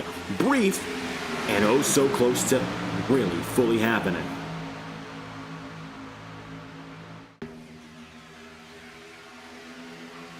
Now it looks like Matt Press ducks down low and has the lead on his lonesome. Blake Cannon in the middle groove has a little bit more assistance from another rookie, Ronnie Osmer. Freilich, Osmer, they've got themselves in a real tricky situation, as does Matt Press. These are the guys who have no previous integrity experience other than the duels last week. Blake Cannon is a rookie in the Ignite series, and that's not a technicality. However, he's a driver who's done it before and gotten himself up with race victory in this series and the Octane series. So drivers are treating him more like a veteran than a rookie anyway. He's someone who has some experience and has been around the block before. But for some of these guys in the top 5, Osmer, Press, of course, we've said it before and we will say it again, they have no rap sheet, they have no reputation. And sometimes, no reputation is worse than a bad reputation, just because they are complete uncertainties. Would you trust a driver you don't know at all with a move, or would you trust a veteran with a move? That's the big issue. Right now, Cole Freilich is trying to prove he can be trusted, and he's looking to gain that trust in real time. Matt Press right now is working pretty well with Tom Wetmore. By all accounts, it looks like Wetmore immediately switches up on him, but Tom was working there down low. Didn't find many issues there. And now, Wetmore's up to the overall race lead. Take a look from the front end and the back of Wetmore. It's pretty dicey looking right behind him. Up front, not so much. Only looks like a few drivers. He's got contact. Wetmore nearly in the wall. Does Tom save it? It looks like he does. 3 wide up top. Tom Wetmore really shaken up. Luckily, much like Deweese, he'll save it. And you could see those minor twitches. That's when the drivers really show it's do or die. Wetmore, again, one of those guys who can keep it in his own hands and put it together. Take a look from the outside view of that minor kerfuffle. Luckily, it wasn't a big incident, but boy, it could have been. Here's a look again. Wetmore, Osmer, up high. Osmer slows down. Wetmore, back and forth. Quarter panel tack by the rookie. He keeps it at pace while turning into the wall. That's more impressive outside the cockpit than it was in.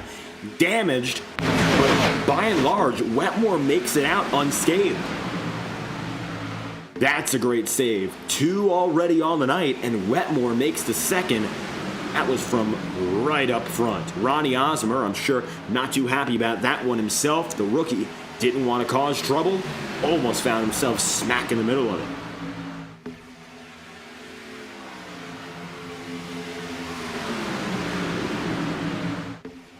62 laps in out of 120. We have officially passed the halfway marker here on FTN. And Blake Cannon is the man leading.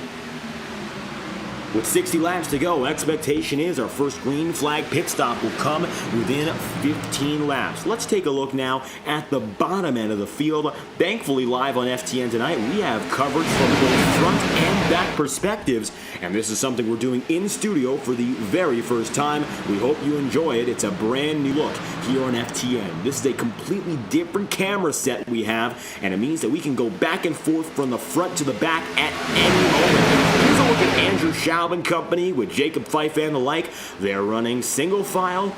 Meanwhile, when you take a look back to the front of the field, it's a rather different view. As you see, they're double file with quite a lot of moving company. So expect to see some different and perhaps better views at the super speedways and races to come here in FTN. We've got two computers in the studio giving you two different views, and it looks like right now it's pretty calm further back. Up front, it's what you'd expect at Daytona. We'll try to do more back and forth perspectives as the night goes on. If you have any requests on who you'd like to see, let us know in the chat room. We're looking, and of course we're listening. As we can't show everyone, we've sure got a stout field to bring to you by all accounts.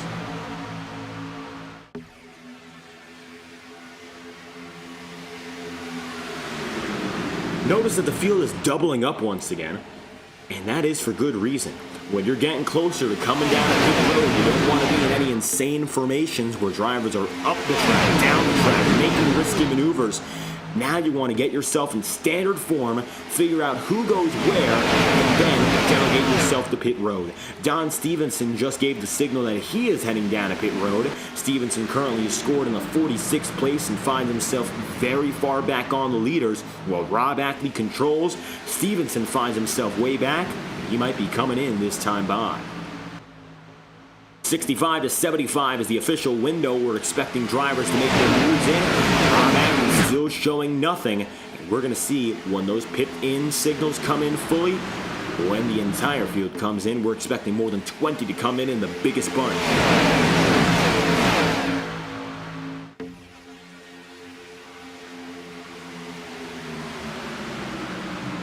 Michael Stroll puts it up high.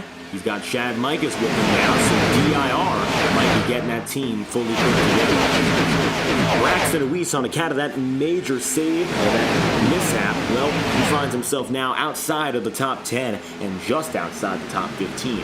Not the best place to be in, that's for certain, but he's still in the main pack. That's what matters here.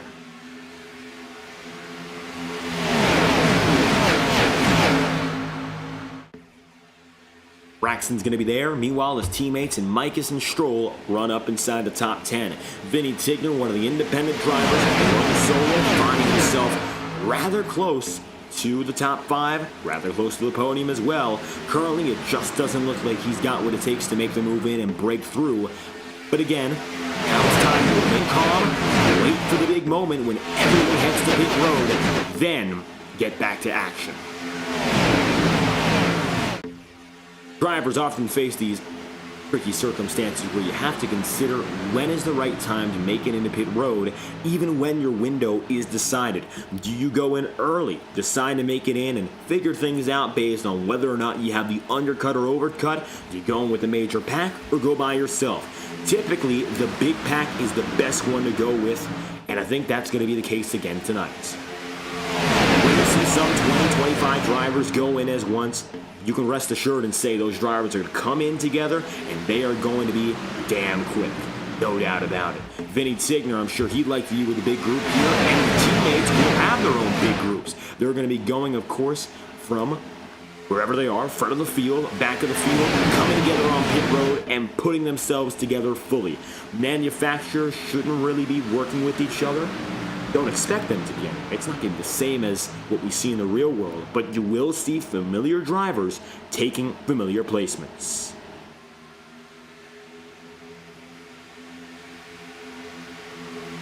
Rob Ackley still to the points. He's got Michael Stroll in 4th. Chad Mikas scored officially in 6th. Talk about a super team in super speedway racing. Ackley has done it before, and he's the first to ever do it. He's back in front again. I think the field knows that if there are any safe hands in this field, Ackley might be the safest. He currently runs in first. He's got Cannon right alongside him. Then you got Matt Press and Michael Stroll.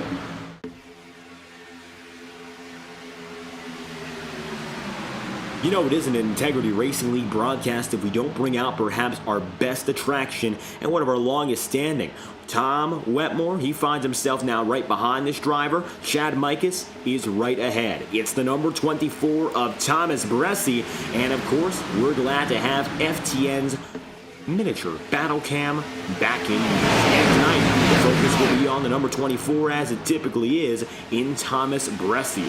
Bressi right now, that number 24, he's running inside the top 15. He's run pretty solid, hasn't done anything extraordinary, but you can see down to the bottom right of your screen again, he's got himself right where he needs to be. In the middle of the pack, getting things settled in, and with his virtual reality headset, he is once again fully immersed. 20th to a high of 9th officially. He's up 11 on the day according to timing and scoring, and now with gaps clearing on the outside, Wetmore is coming through. Bressi has a real good chance to lead him. Thomas can see clearly what's going on at the very front of the pack. 69 laps in out of 120. Nice lead for Rob Ackley, but Thomas Bressi and company are no doubt coming through. Ackley finds himself still with the lead as we now hit the 70s, which are our first official pit window.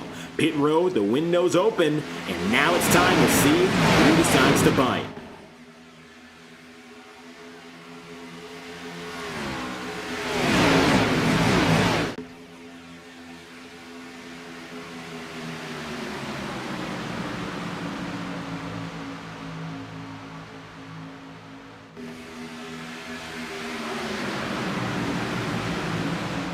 Still going to be 2x2, Ackley and Blake Cannon. Cannon getting his first shot here when it comes to super speedways. He was a part-time competitor in the Octane Series last year, but he came in halfway through the campaign. Did not race at Daytona and ended up disappearing from the track before Daytona came around again. So he's someone we don't know about when it comes to these 2.5-mile tracks or anything beyond. Strong driver, wins in both series, yes. But when it comes down to having that overall expertise at a track like Daytona or Talladega, it's sort of an uncertainty. Doesn't mean he's a bad driver, just means we don't quite know what to expect when he gets on track tonight and does his thing, of course. Cannon now going to swap down low, keep that race lead, and now Rob Ackley's right behind him.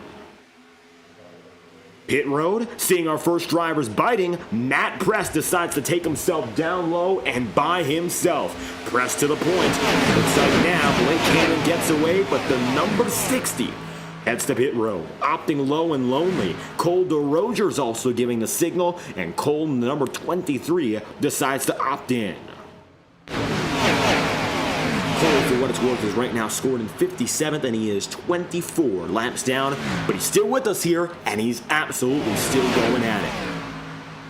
Ryan Vaughn just decided to signal through, so we might see more of these big drivers making their moves in. 73 laps in out of 120 here. It looks like with the tail end of the window coming up, the later is the better. Ryan Vaughn signals from 21st, and with them will come your race leader. Blake Cannon decides to head down and in. Cannon will not take anyone else up in front, but Ryan Vaughn does give the signal. Vaughn comes through. With them comes Duel 2 winner Brian McFerrin, Joe Dinsmore, Adam Wood, and still the leaders remain up on track and unscathed. Pit lane for the leaders is empty, but on track, they still keep on fighting.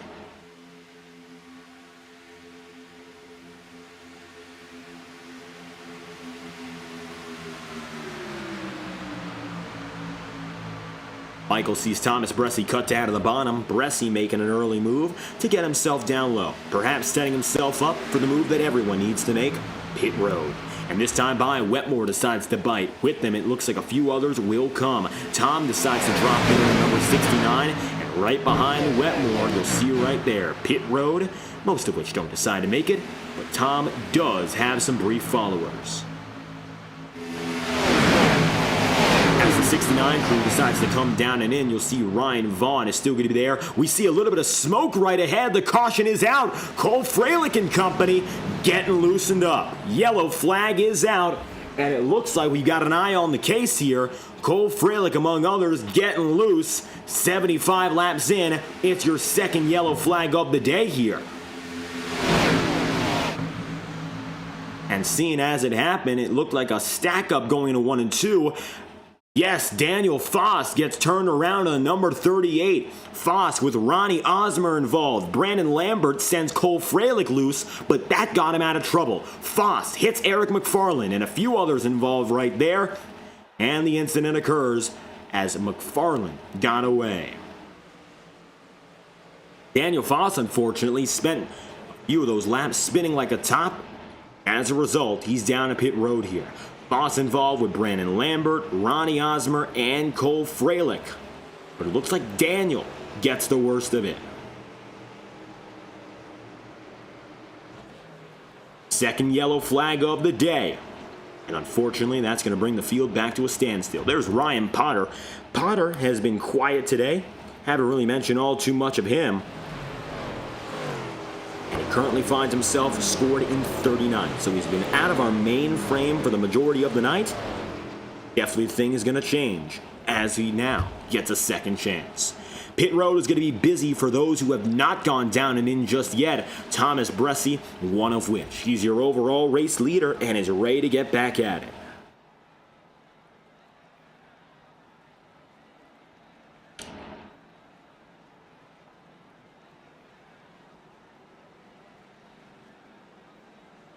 Entering the floodgates, pit road sees Thomas Bressi, bringing Michael Stroll, Chad Mikas, and the rest of that Domination Intimidation Racing crew, alongside many of your front runners.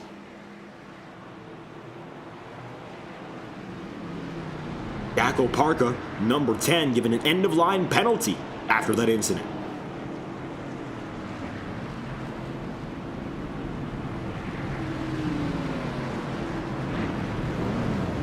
More tires and fuel, that remains the recipe as drivers try to get back up in front. Thomas Bressi already moving, and it looks like he will be the winner off of pit road. The 24 comes with Michael Stroll. It's the 24, the 3, the 25. So that's, of course, Chad Mikas. Then immediately after, Rob Ackley. Rest of the field gets off accordingly.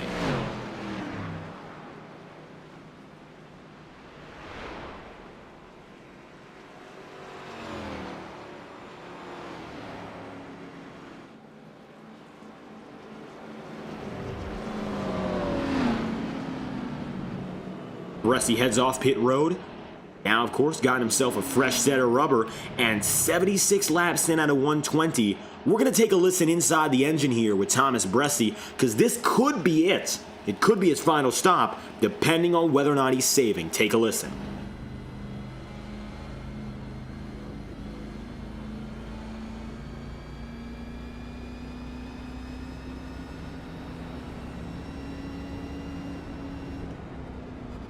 In high gear, clutching, and coasting. You might not hear a lot. That tells us just about everything we need to know. If drivers are saving correctly, there's a very good chance they could go till the end of this race on this final pit stop.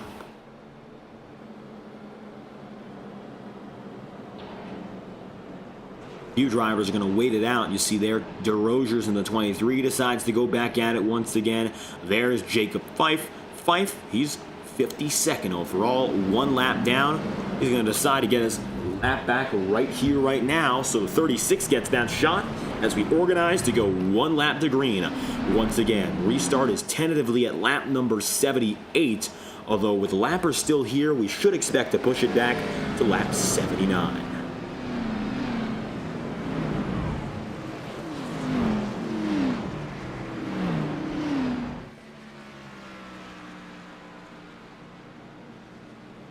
Thomas Bresci not holding official control any longer. It's going to be Ryan Vaughn, who went down to pit road just before the caution occurred, as your race leader. Blake Cannon will be in second. You see right there, the number 80 of Tim Rogers. We'll see what Tim's doing. He's still on the high side here, but it doesn't look like he's connected with the leading bunch. Nicholas Ward gets the wave around the pace car. Rogers drops down to the back of the field.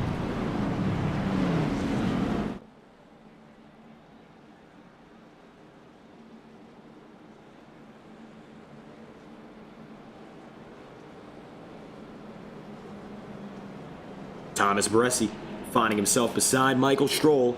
DIR versus JTM up in front. Got Domination Intimidation Racing running in 3 consecutive positions with Stroll, Micas, and Ackley 4th, 5th, 6th. JTM sees their flagship man at these super speedways, P3. Ryan Vaughn's a rookie. This is his first time leading a race. Let's see if he does any good with it here. Stakes are high, and he's looking to impress.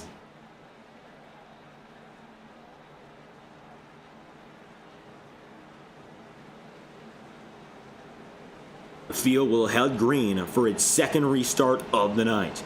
Ryan Vaughn and Blake Cannon, the men to watch, and they've got a chance now, of course, to go till the end of this race without another pit stop. Strategy saving now on the minds of many as we hit the home stretch. 79 laps in out of 120. Green flags out once more.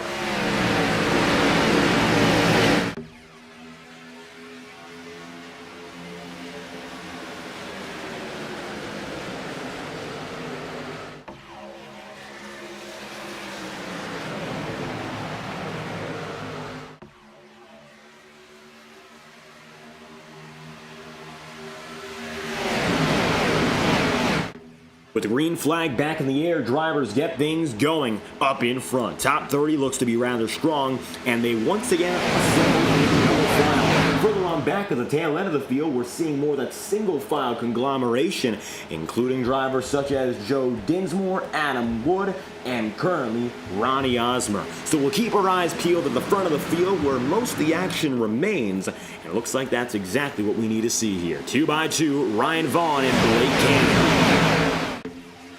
Vinny Signer, 4th to 3rd of the night overall, he is still up front. Vinny, of all the drivers in the top 10, is one of only 2 who started in the top 10 here. It's a very tight field with now drivers who have never gotten a chance up front taking that chance. Vinny, 4th to 3rd, right alongside him is a man who's gone from 50th to 2nd in Ryan Vaughn. Ryan is exactly where he would like to be. 59, he is in P3.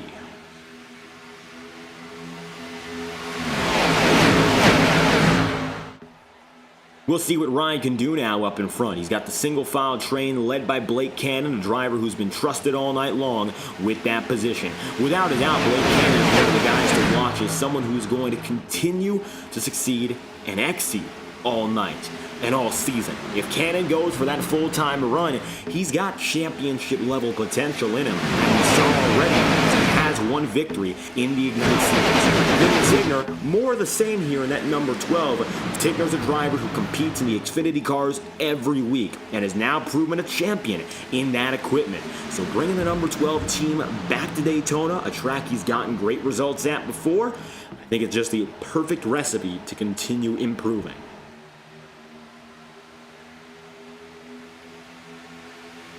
In his last 2 races in SNT competition, he's pulled away with 2 consecutive podiums.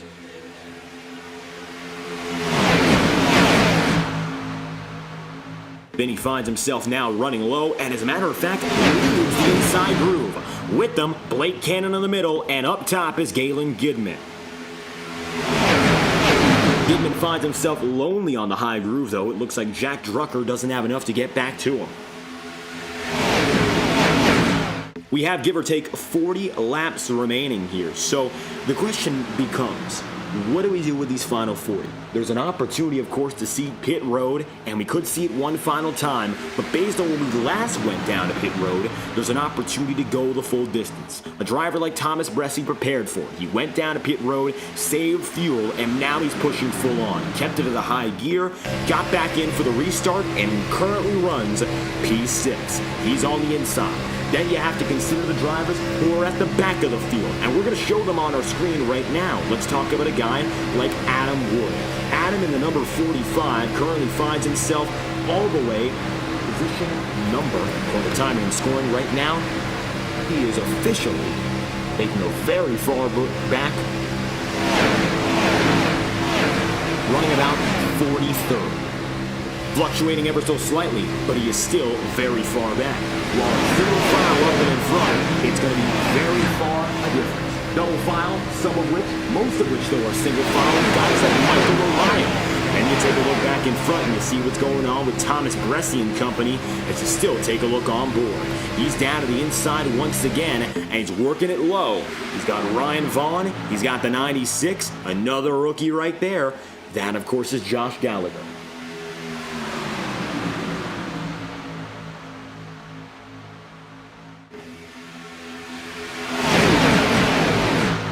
Vinny Tigner holds the race lead, 4th to 1st. 36th to 2nd is Blake Cannon. Galen Gidman, 41st to 3rd, and Ryan Vaughn, 50th to P4. Talk about a major shakeup from where this race started.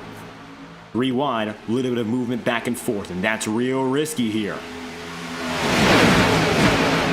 And some drivers we haven't seen all throughout the night are now making their way in. How about Sam Nieto? Nieto, an Octane Series regular, multi-time winner in 2023, making his first ever Ignite Series start. Now he's inside the top 10. He ran the majority of the night outside of the top 30. Started 35th. Look at him now. The number 2 is running in 8th. Unbelievable to see that Sam Nieto's made such a difference over the course of this race, and only now is coming up in front. He's one of the strongest drivers at these super speedways and makes things happen at a regular.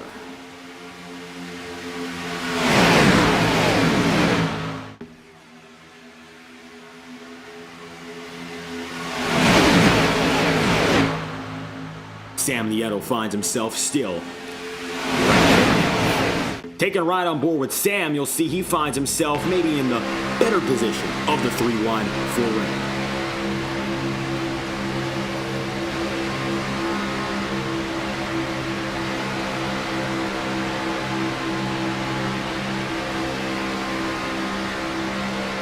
Sean Carmody right beside, there's that number 40. Carmody has not been able to make his cloudy day luck work as well tonight. Led many laps in the summer of 2023 and currently finds himself still inside the top 10. The Havoline Chevrolet is right where he needs to be, though, to maybe strike a little bit later. 86 laps in out of 120. He currently finds himself still in the top 10, which is better than he was in that last cloudy event. He was strong in the first 40 laps, then he was taken out. Finished outside the top 25 that day. Really wasn't one of the best at his races. But tonight might be an exception. And that's the big hope for many of these drivers. How about DJ Stagner?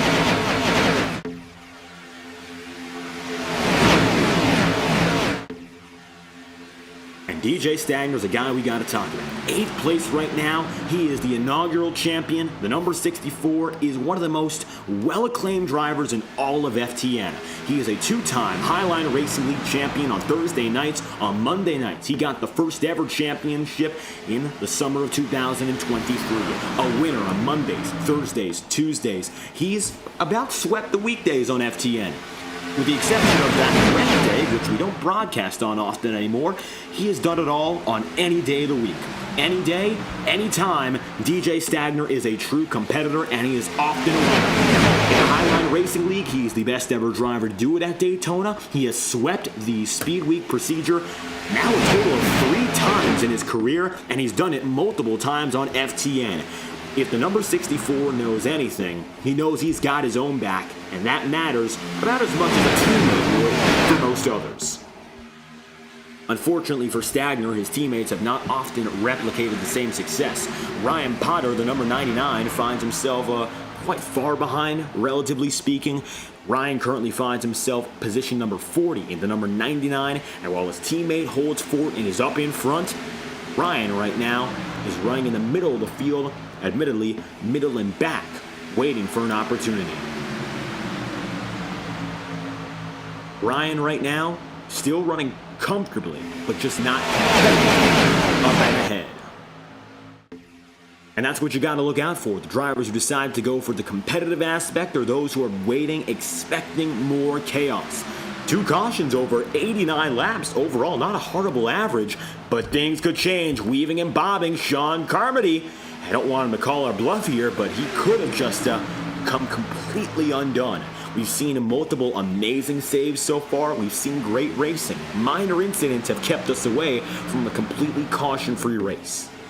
And overall, we're still waiting on one big thing. And it's now not a certainty, but we could see a green flag pit cycle. There's still a potential, not a guarantee, but it still is on the table. At the front of the field, Galen Gidman, Brian McFerrin, all company still trying to make things happen. And the expectation is now for these drivers to stay 3 wide from this point to the end, unless there's a massive wreck. Usually you see drivers trying to go for that third groove, trying to make it a long-term thing at the very end of a race, and they'll stick it out until a problem happens. Unfortunately, we've seen a lot of times before, those problems happen and they bite the field right when they least expect it. Up top, Jack Drucker in the 56. Drucker tonight has been put in some pretty tricky spots, and usually he comes away rather unscathed. Not to say he's come away perfectly, but when he got involved with Braxton Deweese, both drivers were able to stay under green, even though it was a very tricky position. Now it looks like the number 56 Drucker is again in a familiar spot where he just has to keep things clean and together if he wants to make it to the very end. Drucker's up high, 3 wide with Galen Gidman and Blake Cannon. Still shooting down to the bottom, Gidman's got the minor edge.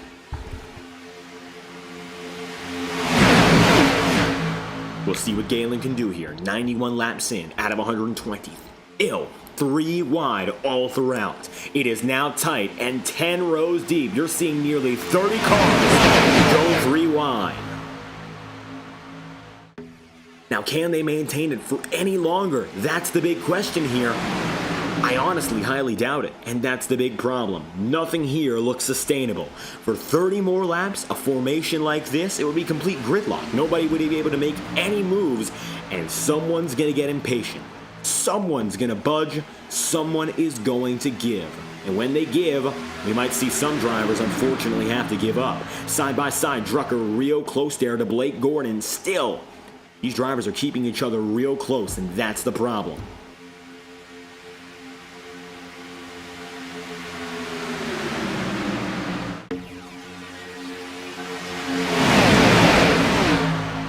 One to the wall. It looks like it's the 84. He's going to keep it together there, and Kyle Trudell scrapes it and keeps it straight.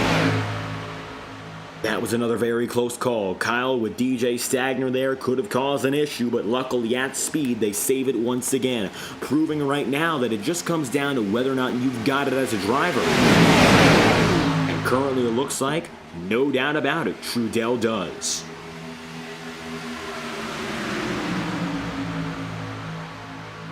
That third groove now starting to fizzle out. Maybe it'll be temporary, but a moment like that sometimes wakes up the field. The big one would still be impending, of course, if we stay as tight as we are, but nothing's a guarantee, and nothing is out of the picture. At Daytona, those are just about the only 2 rules we can go by, and Galen Gidman knows just that. One driver falling back notably, you'll see Ryan Vaughn in the mix. A few other drivers with damage, notably Trudell. Looks like he's going to back it down.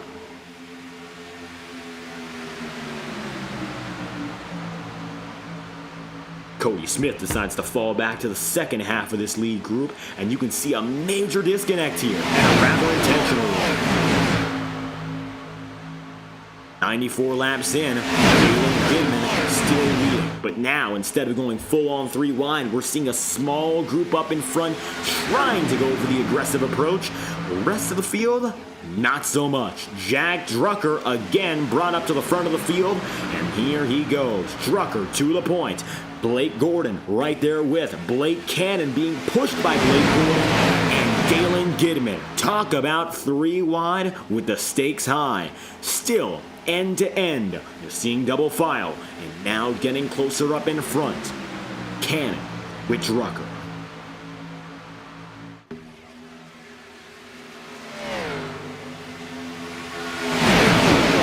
While they're not officially rookies, I have to commend the guys who are coming in for their first start, such as Blake Cannon for keeping things so clean. We're coming up on a rookie here, and this could be tight. It looks like right now, Cannon and Gidman have to account for this man, Nicholas Ward. Ward is another Octane Series veteran who just hasn't had the best of nights. Right now, if he can't get around the corner unscathed, he's going to have to drop down to the apron immediately.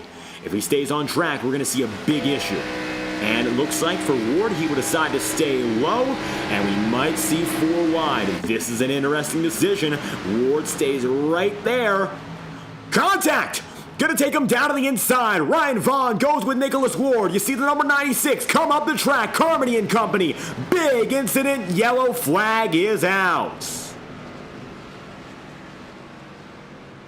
With the lapper, that one was inevitable. Nicholas Ward involved, and it all goes haywire for your third caution of the night. Unfortunately, I can't say that one was unexpected. One driver versus the field, and unfortunately, when they come together, never a good mix. Watch our instant replay and it'll show you just what happened.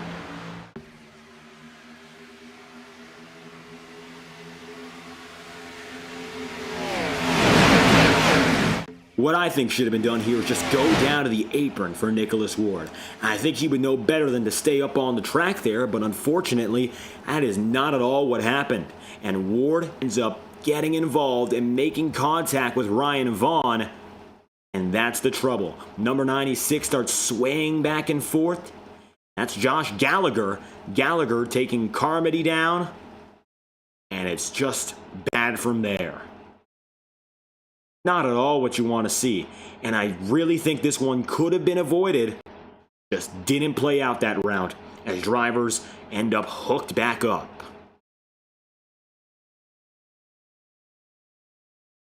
Sean Carmody and Company coming up the track, huge hit for Cole Freilich. And that's when drivers started blinking in and out.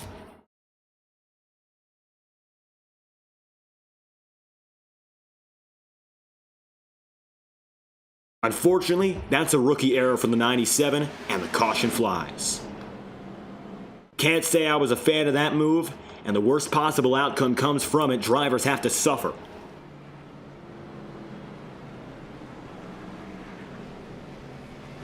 Yellow flag here, and with time to spare, so we'll have to thank a few partners along the way. Thanks to our friends at iRacing Motorsport Simulations who have brought you the action at Daytona and hundreds of other tracks since 2008. iRacing Motorsport Simulation leads virtual action on iRacing, of course. You can start your sim racing career through with, of course, not only NASCAR Xfinity cars, the Cup cars, the trucks, but also going from the very beginning with your Legends cars, your late models, your street stocks.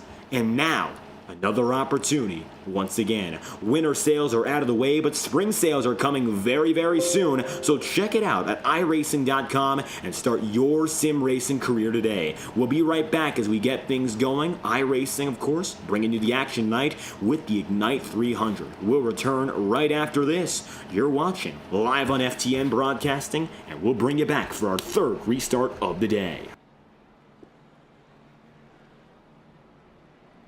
Racing isn't easy, but experiencing it is.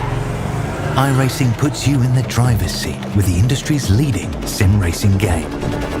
Drive on laser scan replicas of the greatest racing circuits from around the world. Go head to head against other drivers chosen by skill-based matchmaking to ensure competitive racing at every level. Compete across all your favorite series. In officially licensed cars, engineered to deliver the most accurate driving experience possible.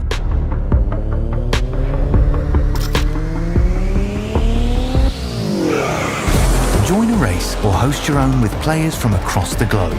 Race against the computer or in a league with friends. Feel the thrill behind the wheel. Visit iRacing.com.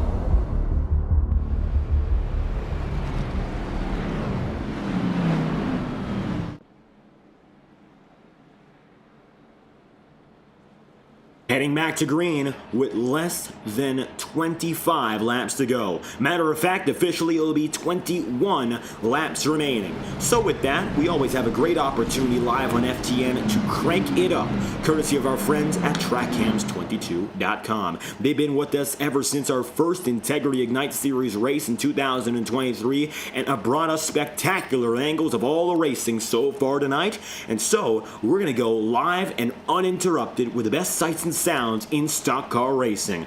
You're watching FTN Broadcasting and the Ignite 300. We're about to get things going once again. Blake Gordon, Jack Drucker, they're first and second, and they're your control cars to finish off this run. Will they make it back to the checkered flag in a 20-lap green flag stint? Unlikely. Still possible. Everything still remains up in the air as we come forth for what will be a short sprint to the finish. Last year, lap 100 would have been the checkered flag. This year, we're still more than 50 miles away. Let's go back at it here with coverage of the Integrity Ignite Series live on FTN. iRacing official pace car will duck down low. Visit TrackCams22.com to purchase iRacing's best cameras on the market. We're going to head back at it with Blake Gordon leading the fray, and it's still more than 35 drivers going for victory lane. Green flag's out, Blake Gordon's leading, and we're going to crank it up here at Daytona.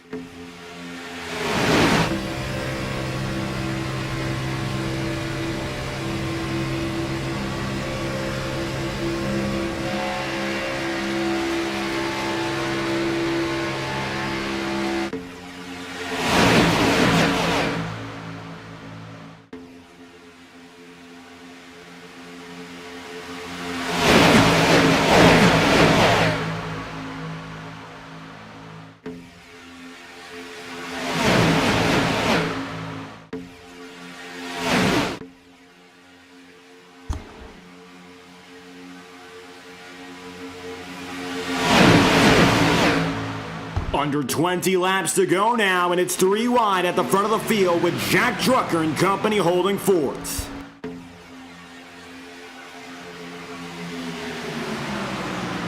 Bringing back our timing screen, once again, a little bit of troubles tonight with such a large field size and all the action here at Daytona. Nevertheless, coverage will be uninterrupted from this point onward, no matter what happens. Lap 104 out of 120, and contact! Sam Nieto and company go around spinning. It's a big one, and the yellow flag is out.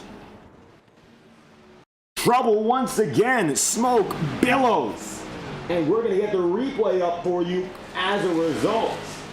Yellow flag is out.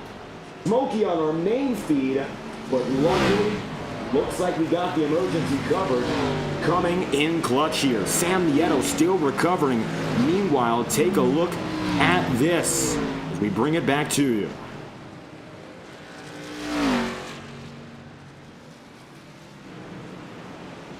And trying to get a good read as to what just happened. Sam Nieto was turned around, getting our replay software to show you exactly that. Here's how it was 1 lap ago with Nieto.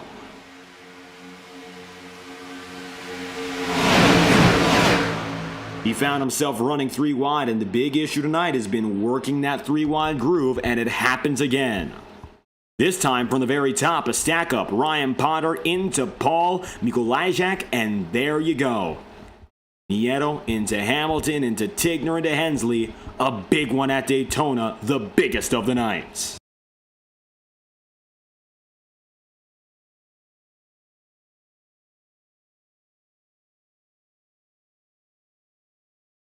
And it became smoke and mirrors from there. Sam Nieto's down on pit road for the time being. It looks like he's still getting himself sorted out. Meanwhile, Jack Drucker is your race leader.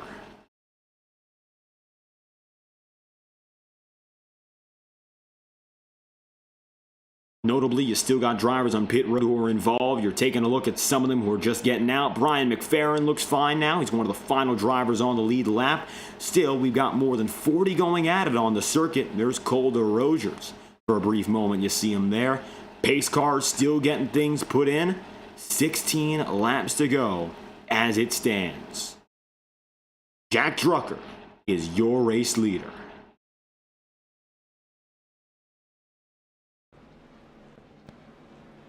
Blake Gordon second, and Chad Mikas is in third. Crank It Up comes to a rather quick end with that one. Unfortunately, it means now that with some dozen laps remaining from here, we're coming toward the tail end and at breakneck pace. Going to be quite the issue. Of course, if we see more incidents, because we're running out of laps to give for any wrecks.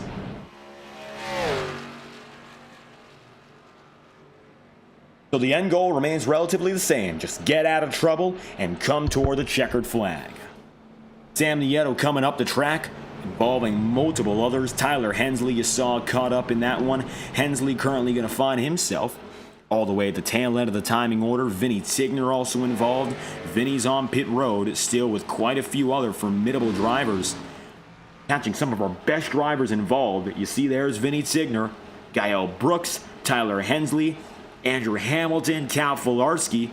Yeah, this time the number 39 did not come out unscathed. Andrew Schaub. There's Nicholas Ward coming through. And you've got there 96 of Josh Gallagher, Don Runkle in as well. Some guys in for damage, others coming in for routine service. Like most of the field decides to stay out on their own accord. Jack Drucker, the rookie, holds control. And when we come back to green with 13 laps to go, not a lot of time until he could collect his potential first ever Ignite Series win.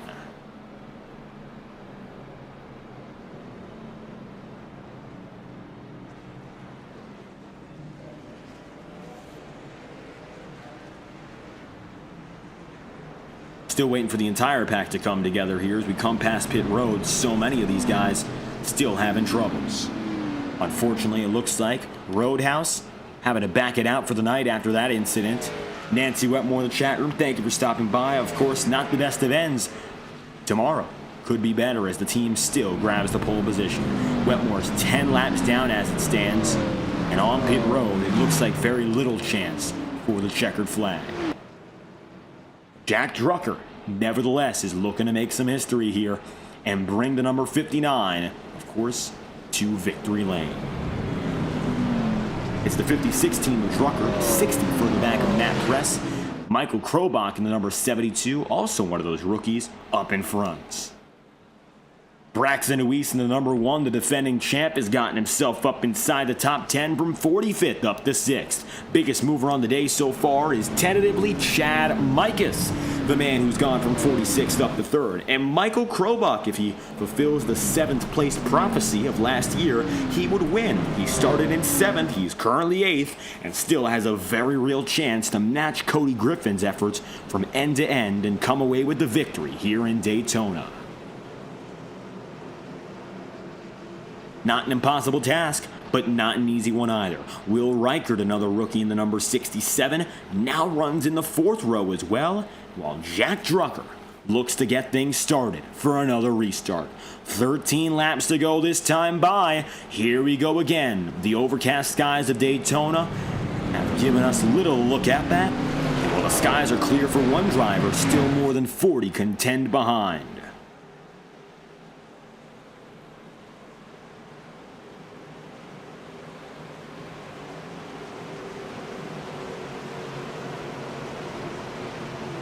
Pace car ducks low. Time for Drucker to bring the field back to pace. Restart number 4 on the night. Green flags out. 13 laps to go.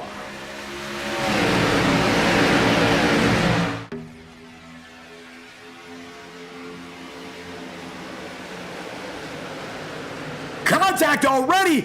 Matt Press, Braxton Nuis, a huge incident. Lambert, Mikas, and the entire field is in it.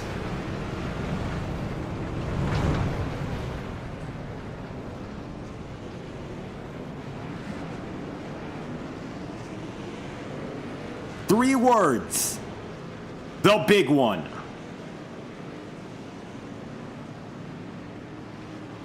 And it happened right at the front of the field. Take a look as we go for our half-speed replay of the biggest wreck by all accounts all night long.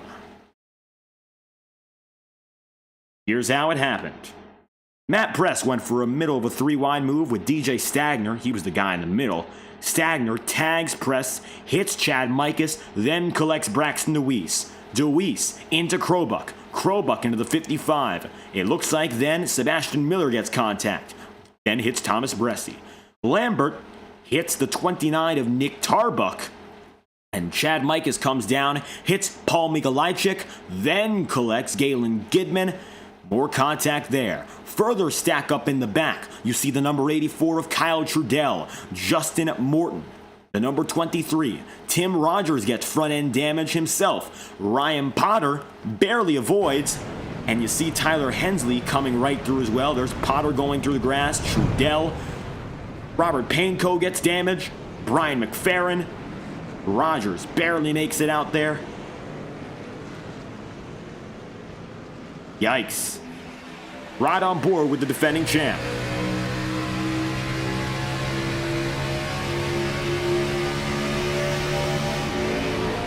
Too little room. Both drivers coming into each other. Contact.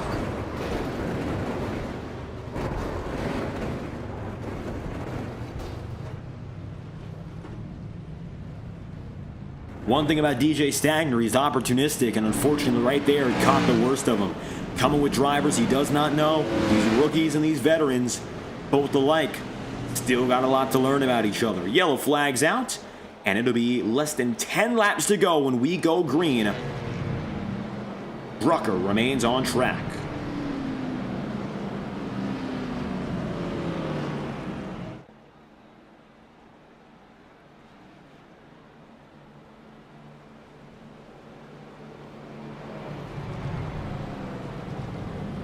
Officially, the field will return to green with 9 laps remaining. Any cautions after lap 196 in the Daytona 500 would bring out the overtime. In our case, lap 116. 5 laps to go. Every other caution will shoot us to an overtime finish, which the race will be extended to give us 2 extra laps under green, no matter what.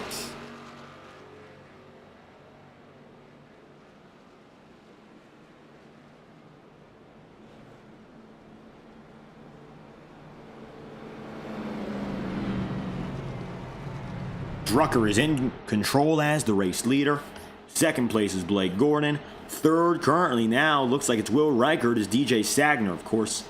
Still finds himself, as a matter of fact, up in front. A little bit of blinking there for Stagner, but by all accounts, he got away with it. So we'll see what the admins decide. Was it a racing incident? Was one driver at official fault? Looks like so far, calls haven't been made, and just 2 drivers pinching each other makes it all happen. 9 laps to go when we return green. All things considered, we've gotten through a lot of this race very quickly. Looks like things coming to perhaps a grinding halt as we get toward the checkered flag. Tomorrow night, the Integrity Octane Series goes racing for 250 miles, 100 laps. We'd love to have you there. If you've enjoyed coverage live on FTN, make sure to leave a like on the stream and subscribe to the channel. We are now within 10 subscribers away from 2,800. We are officially 7 subscribers away from that number. So if you'd like to support the channel and put yourself in the history books of FTN subscribership, we'd love to have you. 2,793, that's the number we're sitting at right now. And wouldn't we love to bring it all the way up to 3,000 by June of this year?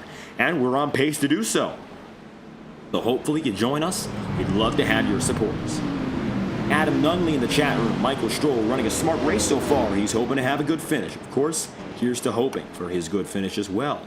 Michael has run pretty well. He's great at keeping himself out of trouble at these big tracks and coming in late.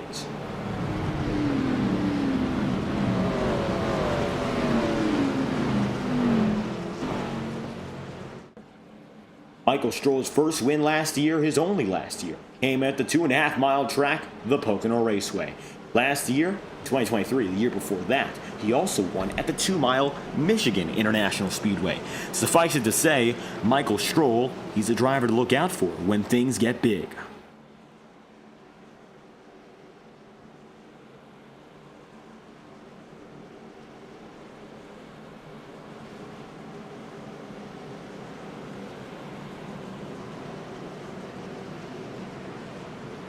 Stroll finds himself alongside the number 42, and Brandon Lambert, the number 46, another of these rookies. Tanner Tallarico, the Sunoco number 42.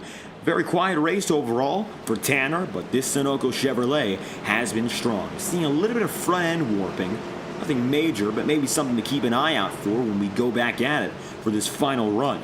9-lap dash. It's do or die here in Daytona, and it'll be Jack Drucker to lead it off.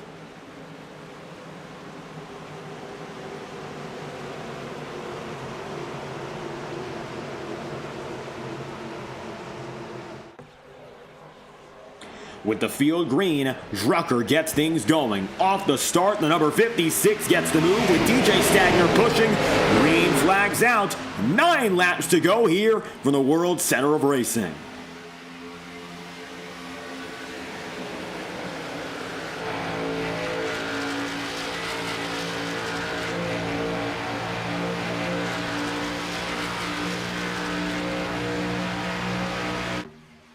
Jack Drucker has been promoted to a position of racing authority tonight, and he has been able to take it in stride. So far, leading the inside groove for the last 2 consecutive restarts, it looks like drivers are eventually becoming comfortable with this 56. Drucker, of course, hoping to get this win because you never know how quick a driver is at these other tracks. This could be their one and only ticket into the playoffs here, and going for a long-term season format, you need consistency, but you also need at least one of those wins to really seal the deal. Last season, the Integrity Race League saw parity in this series unlike any other, with more than 11 drivers winning races in the regular season alone. That's through 20 races. So, if you win in this series, you're in a much better space have a much better shot than those around you who haven't. Consistency means a lot, but the checkered flag does as well. So many have an opportunity to win, but not as many get there. Blake Gordon to the point now with 8 laps remaining. It'll be Reichert in P2. Stagner now running second on the inside groove, and Ronnie Osmer's back in the play.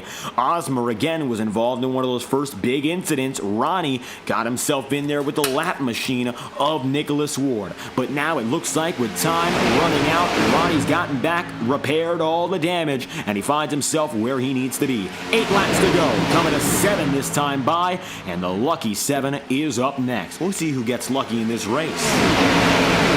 53rd up to 9th, Brandon Lambert is now the biggest mover of the day. And if we are to keep this same top 10 and this same run, it looks like there's a very, very strong opportunity that this number 46, shall we say, goes from P9 all the way up.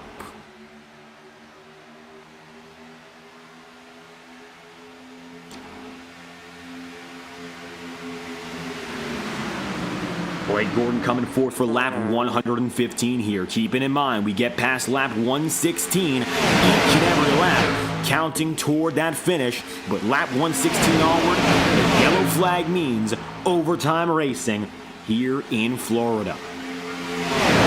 Double file so far, the field has kept it, but it doesn't mean they're going to play nice. It's now 6 laps to go, and DJ Stagner, he's pushing. DJ Stagner is turned! The 64 right out of the way. Everyone else keeps it green. Cole Freilich disposes of the 64. Now he's down to the apron nearly as they're 3 wide and shuffling. Paul up high, making contact with the 19 briefly. That's Jared Davis. Davis stays alive, and it looks like Stagner now out of contention. The 64 taken out. No damage to DJ, but he's out of line and out of groove. 5 laps to go. Cautions after this point will take this race to overtime.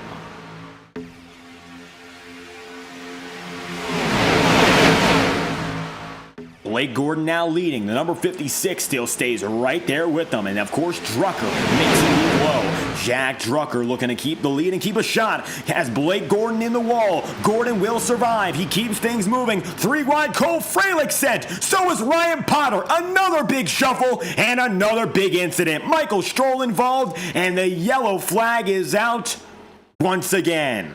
Here's your replay. Caution flies. We are going to overtime.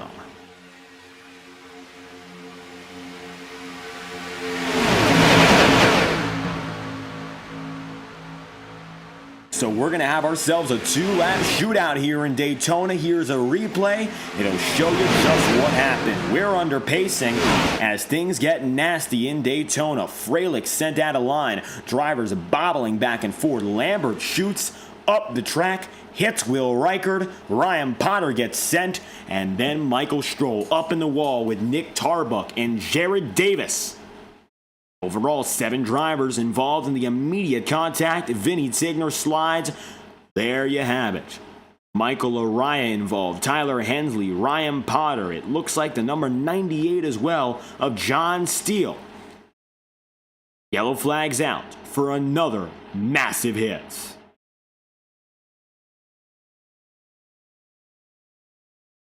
We'll only have 2 laps and 5 miles to settle it from this point.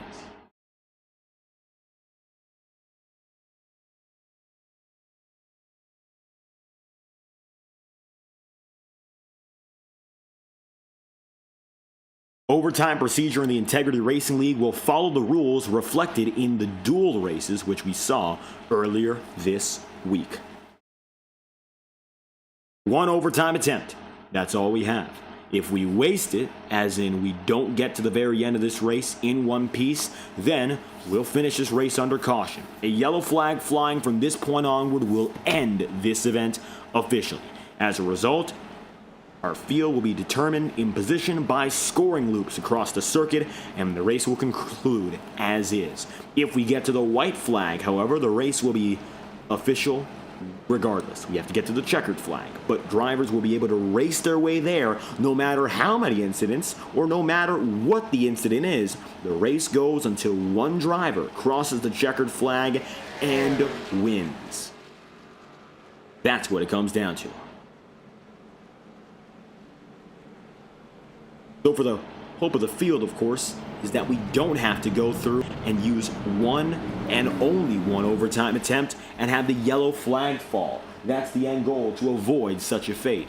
But if we have, of course, that 2-lap shootout, well, it could go that route, and it's a very high chance it does. We've seen antsy racing. We've got new drivers, many of which have not been up front all night long, but Jack Drucker has been the one constant. Behind him is the perennial bridesmaid, Thomas Bresty. He's looking for a fair shot. Bresty right now, of course, running in that number 24. You can see the bottom right of your screen, and it has exactly what he's looking at. He's tried to win at this track before. He hasn't been able to get it done. Last year ended as heartbreak. He was leading the championship race far and away with 12 laps to go, and had a hardware failure, disconnected, and lost the title as a result. So tonight, to win, to come back, to kick off the year, what a sweet redemption it would be, and the start to what could be another incredible championship fight. Bresty, the number 24, won in real life, the Daytona 500 with William Byron. Perhaps we see lightning in a bottle, captured twice, and this number 24 gets the win.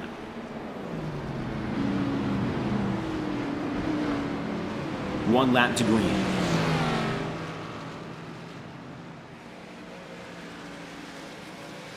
Extending past lap 120 tonight, it'll be a 121 lap race coming in at 302.5 miles.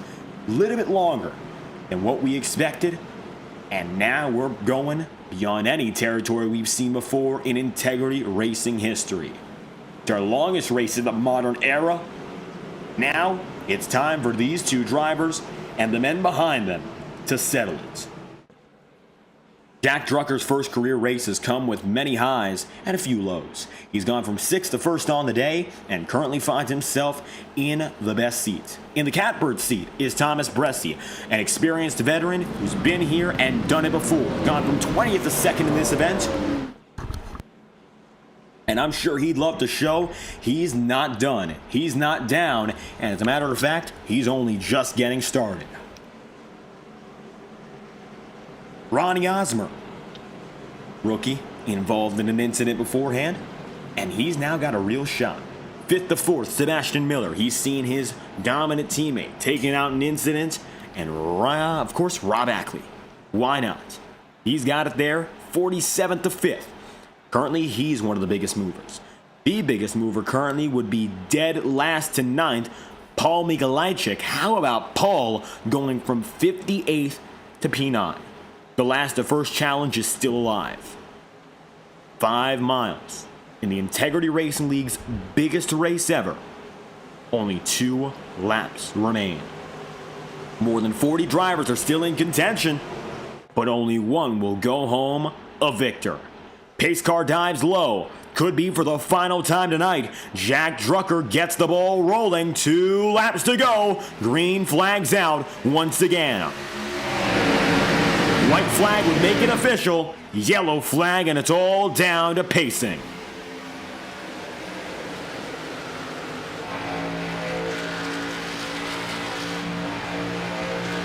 Ronnie Osmer going to help Jack Drucker out. These two take off like a rocket ship as they come down the Daytona SuperSpeedway, and it's super stretch.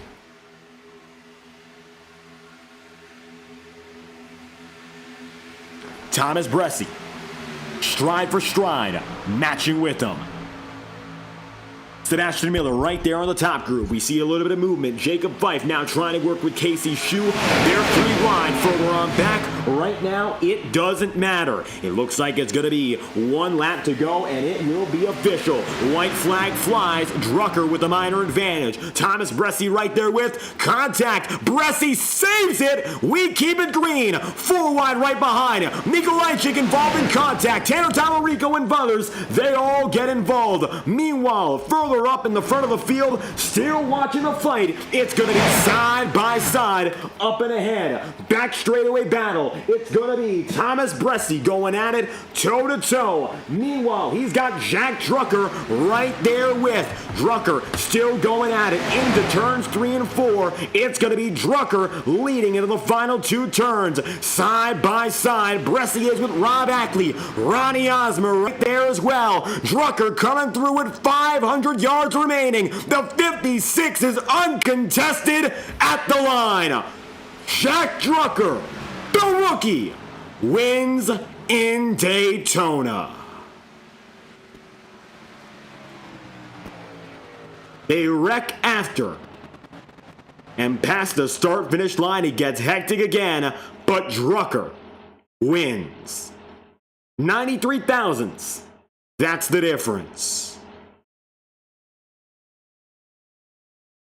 White flag lap incident. Bressi gets destroyed beforehand. Here's a look back. And when Talarico makes contact, Paul Mikolajczyk right there too. It gets hectic. Only about 7 or 8 drivers really make it out of that one. Of course, Bressi and company were those up in front. We're lucky they made it through cleanly.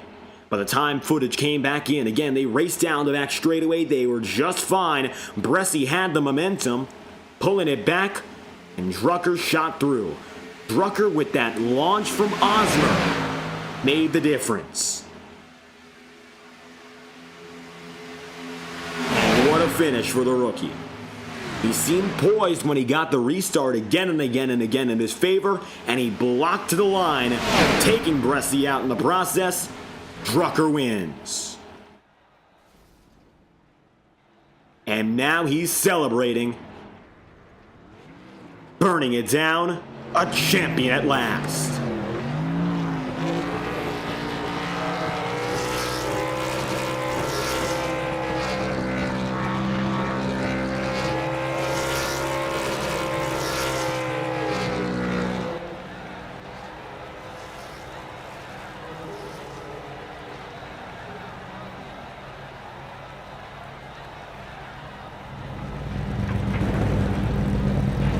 First career race, and a champion in integrity already, winning the Ignite 300 and bowing out.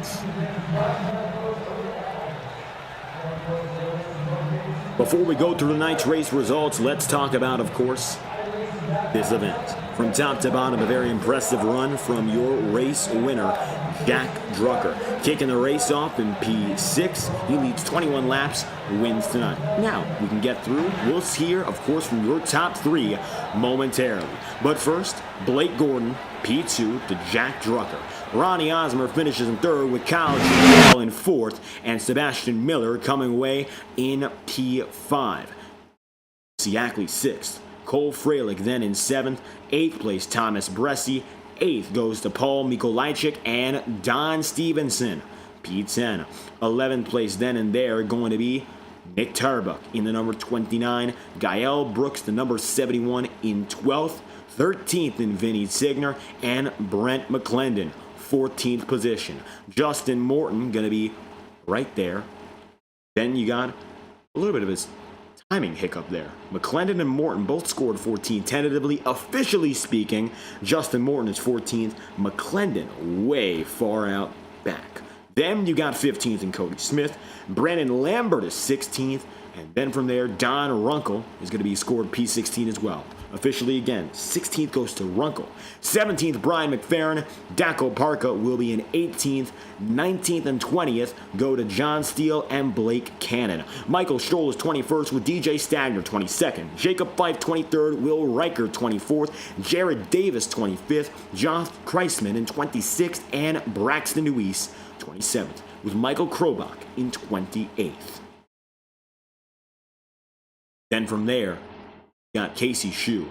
The P28 spot right there for Casey. 27th, Deweese. Michael Laraya, 29th, and Adam Wood then finding himself scored way further ahead than we finished. It was officially 29th, Michael Laraya. 30th, Bernhardt. Galen Gidman, 32nd. 33rd goes to Robert Painsko, and then you have Tanner Tallarico. P35 with Brandon Lambert and Joe Dinsmore. Brent McClendon, Andrew Schaub, Ryan Potter, Chad Mikas, and Tim Rogers finish out the top 40 with Sam Nieto, Matthew Thunnels, Cal Filarski, Nicholas Ward, Tyler Hensley, Matt Press, Michael Krobach, Josh Gallagher, Andrew Hamilton, Adam Wood finishing out the top 50. Finally, Ryan Vaughn, Cole DeRosiers, Eric McFarland, John Carmy, Tom Wetmore, Daniel Foss, Boomer Logan, and Blake Beatty. 58 drivers started. A rookie wins. Congratulations, Jack Drucker.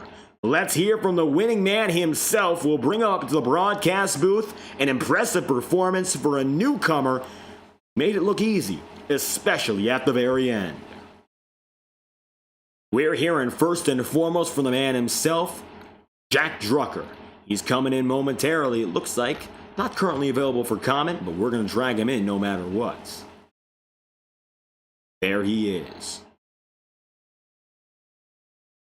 Jack Drucker coming our way right now in the FTN broadcast booth. Your race winner, of course, the man we're going to be talking about. A rookie in his first ever start here in the Ignite Series. And what a way to show up for your very first run. Jack, you get the job done. You dominated that final quarter of the race, restart after restart, and made the final overtime look easy. What a way to debut. Welcome to the Ignite Series. You are an Ignite 300 winner. Man, I don't know what to say. It's really exciting stuff. It's what do you know, man? And coming away with your first career win, of course, start number one. What a feeling it is. A long haul, first and foremost, and a great way to introduce yourself. How was it, of course, knowing qualifying, sort of getting reset? You started in the middle of the field. Did that impact at all your strategy? Well, I had a really good duel, finished third in the duel, and the whole weather delay we had there moved me up a row, which was kind of exciting. And it was going good there for a while, but then once the middle portion of the race kind of happened, I got chucked and got back to around P30. But all around the whole pit cycle, got away with something pretty good, riding around the top, got some track position back, and once we got track position back, never looked back. And I don't know, I'm just really happy these guys let me in here, let me race. It's an exciting time. Really happy to be part of the Integrity iRacing Series. And your first start here, so maybe an opportunity to keep the momentum going. A strong run tonight, controlling lanes, building that trust. How do you feel about your prospects for the remainder of this season, of course? Next week, we go racing at Old Atlanta, so going to be 1.5 mile racing to keep the momentum rolling. Think you got a good shot there? I think, well, the recruitment race we had a couple weeks ago there is, you know how recruitment races go, but it was a really good time and I had a good car. So there's some really strong contenders in this field. It's definitely not going to be easy, but I think we can have a really strong run and work off the Daytona momentum. And a great way to get things rolling. Now, we also have to ask you tonight, were you working with anyone in particular since it was your first start, or you were just holding out with anyone who was there? Holding out with anybody that was willing to push me, man. I think it was the 67 car, 64 is a black and red car, but he stuck with me 3 wide on the top there for a while when it was pins and needles. So shout out to him because he was probably my most loyal pusher of the night. But yeah, no, a lot of guys pushed me tonight. Like a lot of guys to thank. It's just it's incredible. Thank you guys for broadcasting this. Thank you, Ignite, everybody. Seriously, thank you. With that said, Jack Drucker coming through, first career victory in your first start. Any final comments, shout-outs you'd like to give out? We'd love to hear it. It's thank you my family, thank you to the FTN guys, and very excited for next week. Appreciate everybody here, and let's go have more fun. Jack Drucker, the man of the hour, winning tonight from the virtual Daytona International Speedway. Thank you again for your time. Thanks, guys.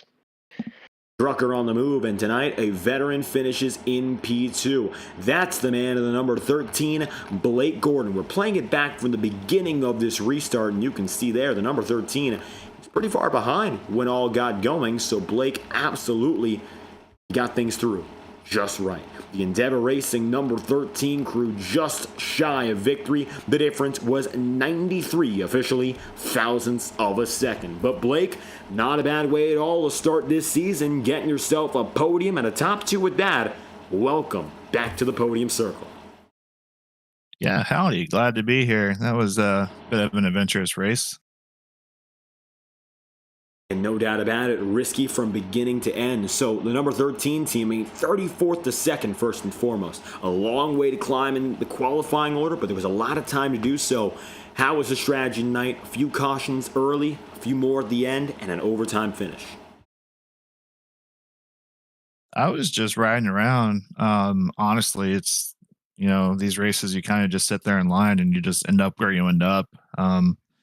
There's definitely guys making aggressive moves, going to the front and getting there. And I wasn't trying to do that stuff that early in the race. So, just try to keep it clean, which ended up working out. I think after that last yellow that kind of put us on the number for fuel, I was just, up there top 10 all of a sudden and just tried to stay up there and make it work. And I know I ended up causing one of those yellows trying to throw a block just to not lose position. So sorry to everyone who got caught up in that. That was kind of dumb. But late in these races, I think everyone knows pretty much everyone's got to do what they got to do to stay up there and have a shot. So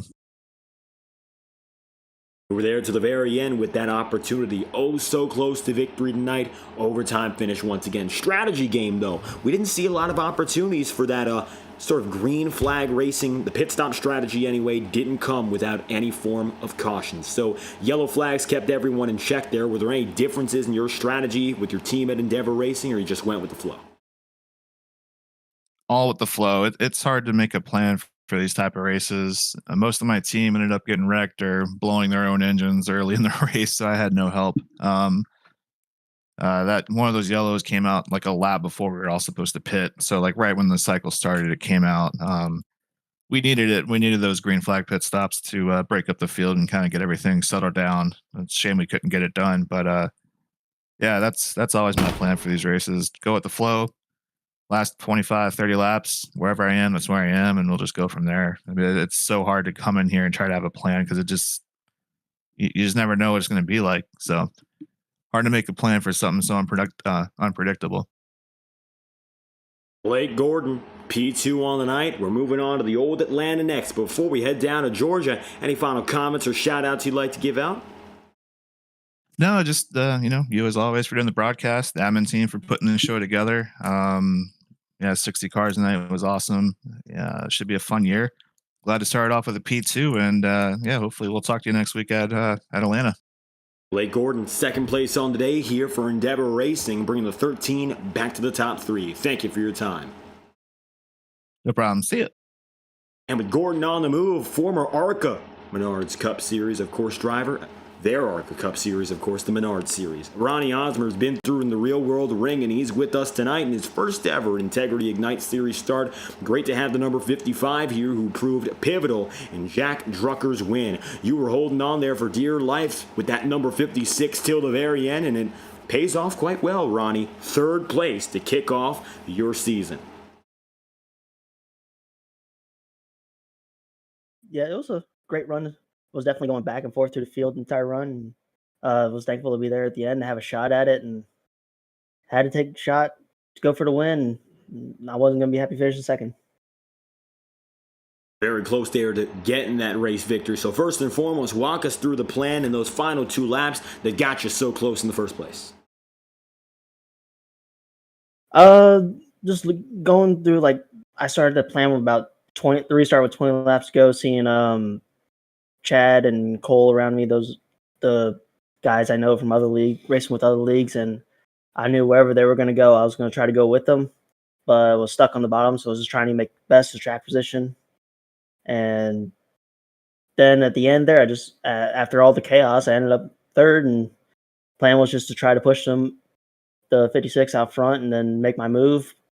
Wasn't able to get that clear till off turn 4, and I tried making my move, but the factor of the 13 and the 24 working together helped them ruin my plans. Nevertheless, getting yourself up front to start this season as a rookie. I'm sure you don't know every driver in the field, so how was it building that trust in the pack, especially going at these speeds of nearly 200 miles an hour the entire day? It was pretty hard learning who to be safe driving around and stuff. It was just there was a few early where I was like, yeah, I was trying to shuffle them out of the line because I just didn't feel comfortable around them. And then there was plenty more where I did feel comfortable because everybody else seemed to hold the line. And just and unfortunately, one of the guys that I found out that can't hold a line caused that caution to ruin the green flag cycle. So sorry to everybody about that. And it's just how it is learning new people and learning what not to do around them. So, taking the top 3 into the first race of the season, still 29 more on the calendar. Ronnie Osmond, any final thoughts and comments to kick off, of course, finish off this kickoff for the season? Want to give thanks to my guys at Firelight, Chad for introducing me to the league, the guys who run this league. You know, they had a hard night tonight, but we made it. Hopefully we put on a show good enough for them, and thank you for broadcasting. Ronnie Osmer, P3 on the day here from Daytona, coming through with a podium finish. Thank you and for your time. Thank you. Watching the chaos unfold once again. Ronnie Osmer comes away P3, Blake Gordon second, and Jack Drucker. Number 55 comes away P3, of course we mentioned, but it was the 56 who gets 2 spots better and wins tonight here from the virtual Daytona International Speedway. We'll be back tomorrow night with 250 more miles of super speedway action coming at you with the Integrity Octane Series. But until then, you've been watching coverage of the Integrity Ignite Series. The Monday Night Tour and the Ignite 300 are our longest and biggest race on the calendar. From the virtual Daytona International Speedway, the world center of racing, I've been David Kreutz, commentating and producing. If you enjoyed, make sure to leave a like on the stream and subscribe to the channel. Your support is always greatly appreciated, and we thank you and can't thank you enough for your continued support. We'll be back tomorrow night at 9 o'clock Eastern and continuing coverage of the Ignite Series next Monday, 9 p.m. at the Atlanta Motor Speedway. Thank you for tuning in once more. We hope you have a fantastic night and can't wait to see you at our next event, the virtual Atlanta Motor Speedway, next Monday. Thank you for tuning in once more. You've been watching FTN Broadcasting.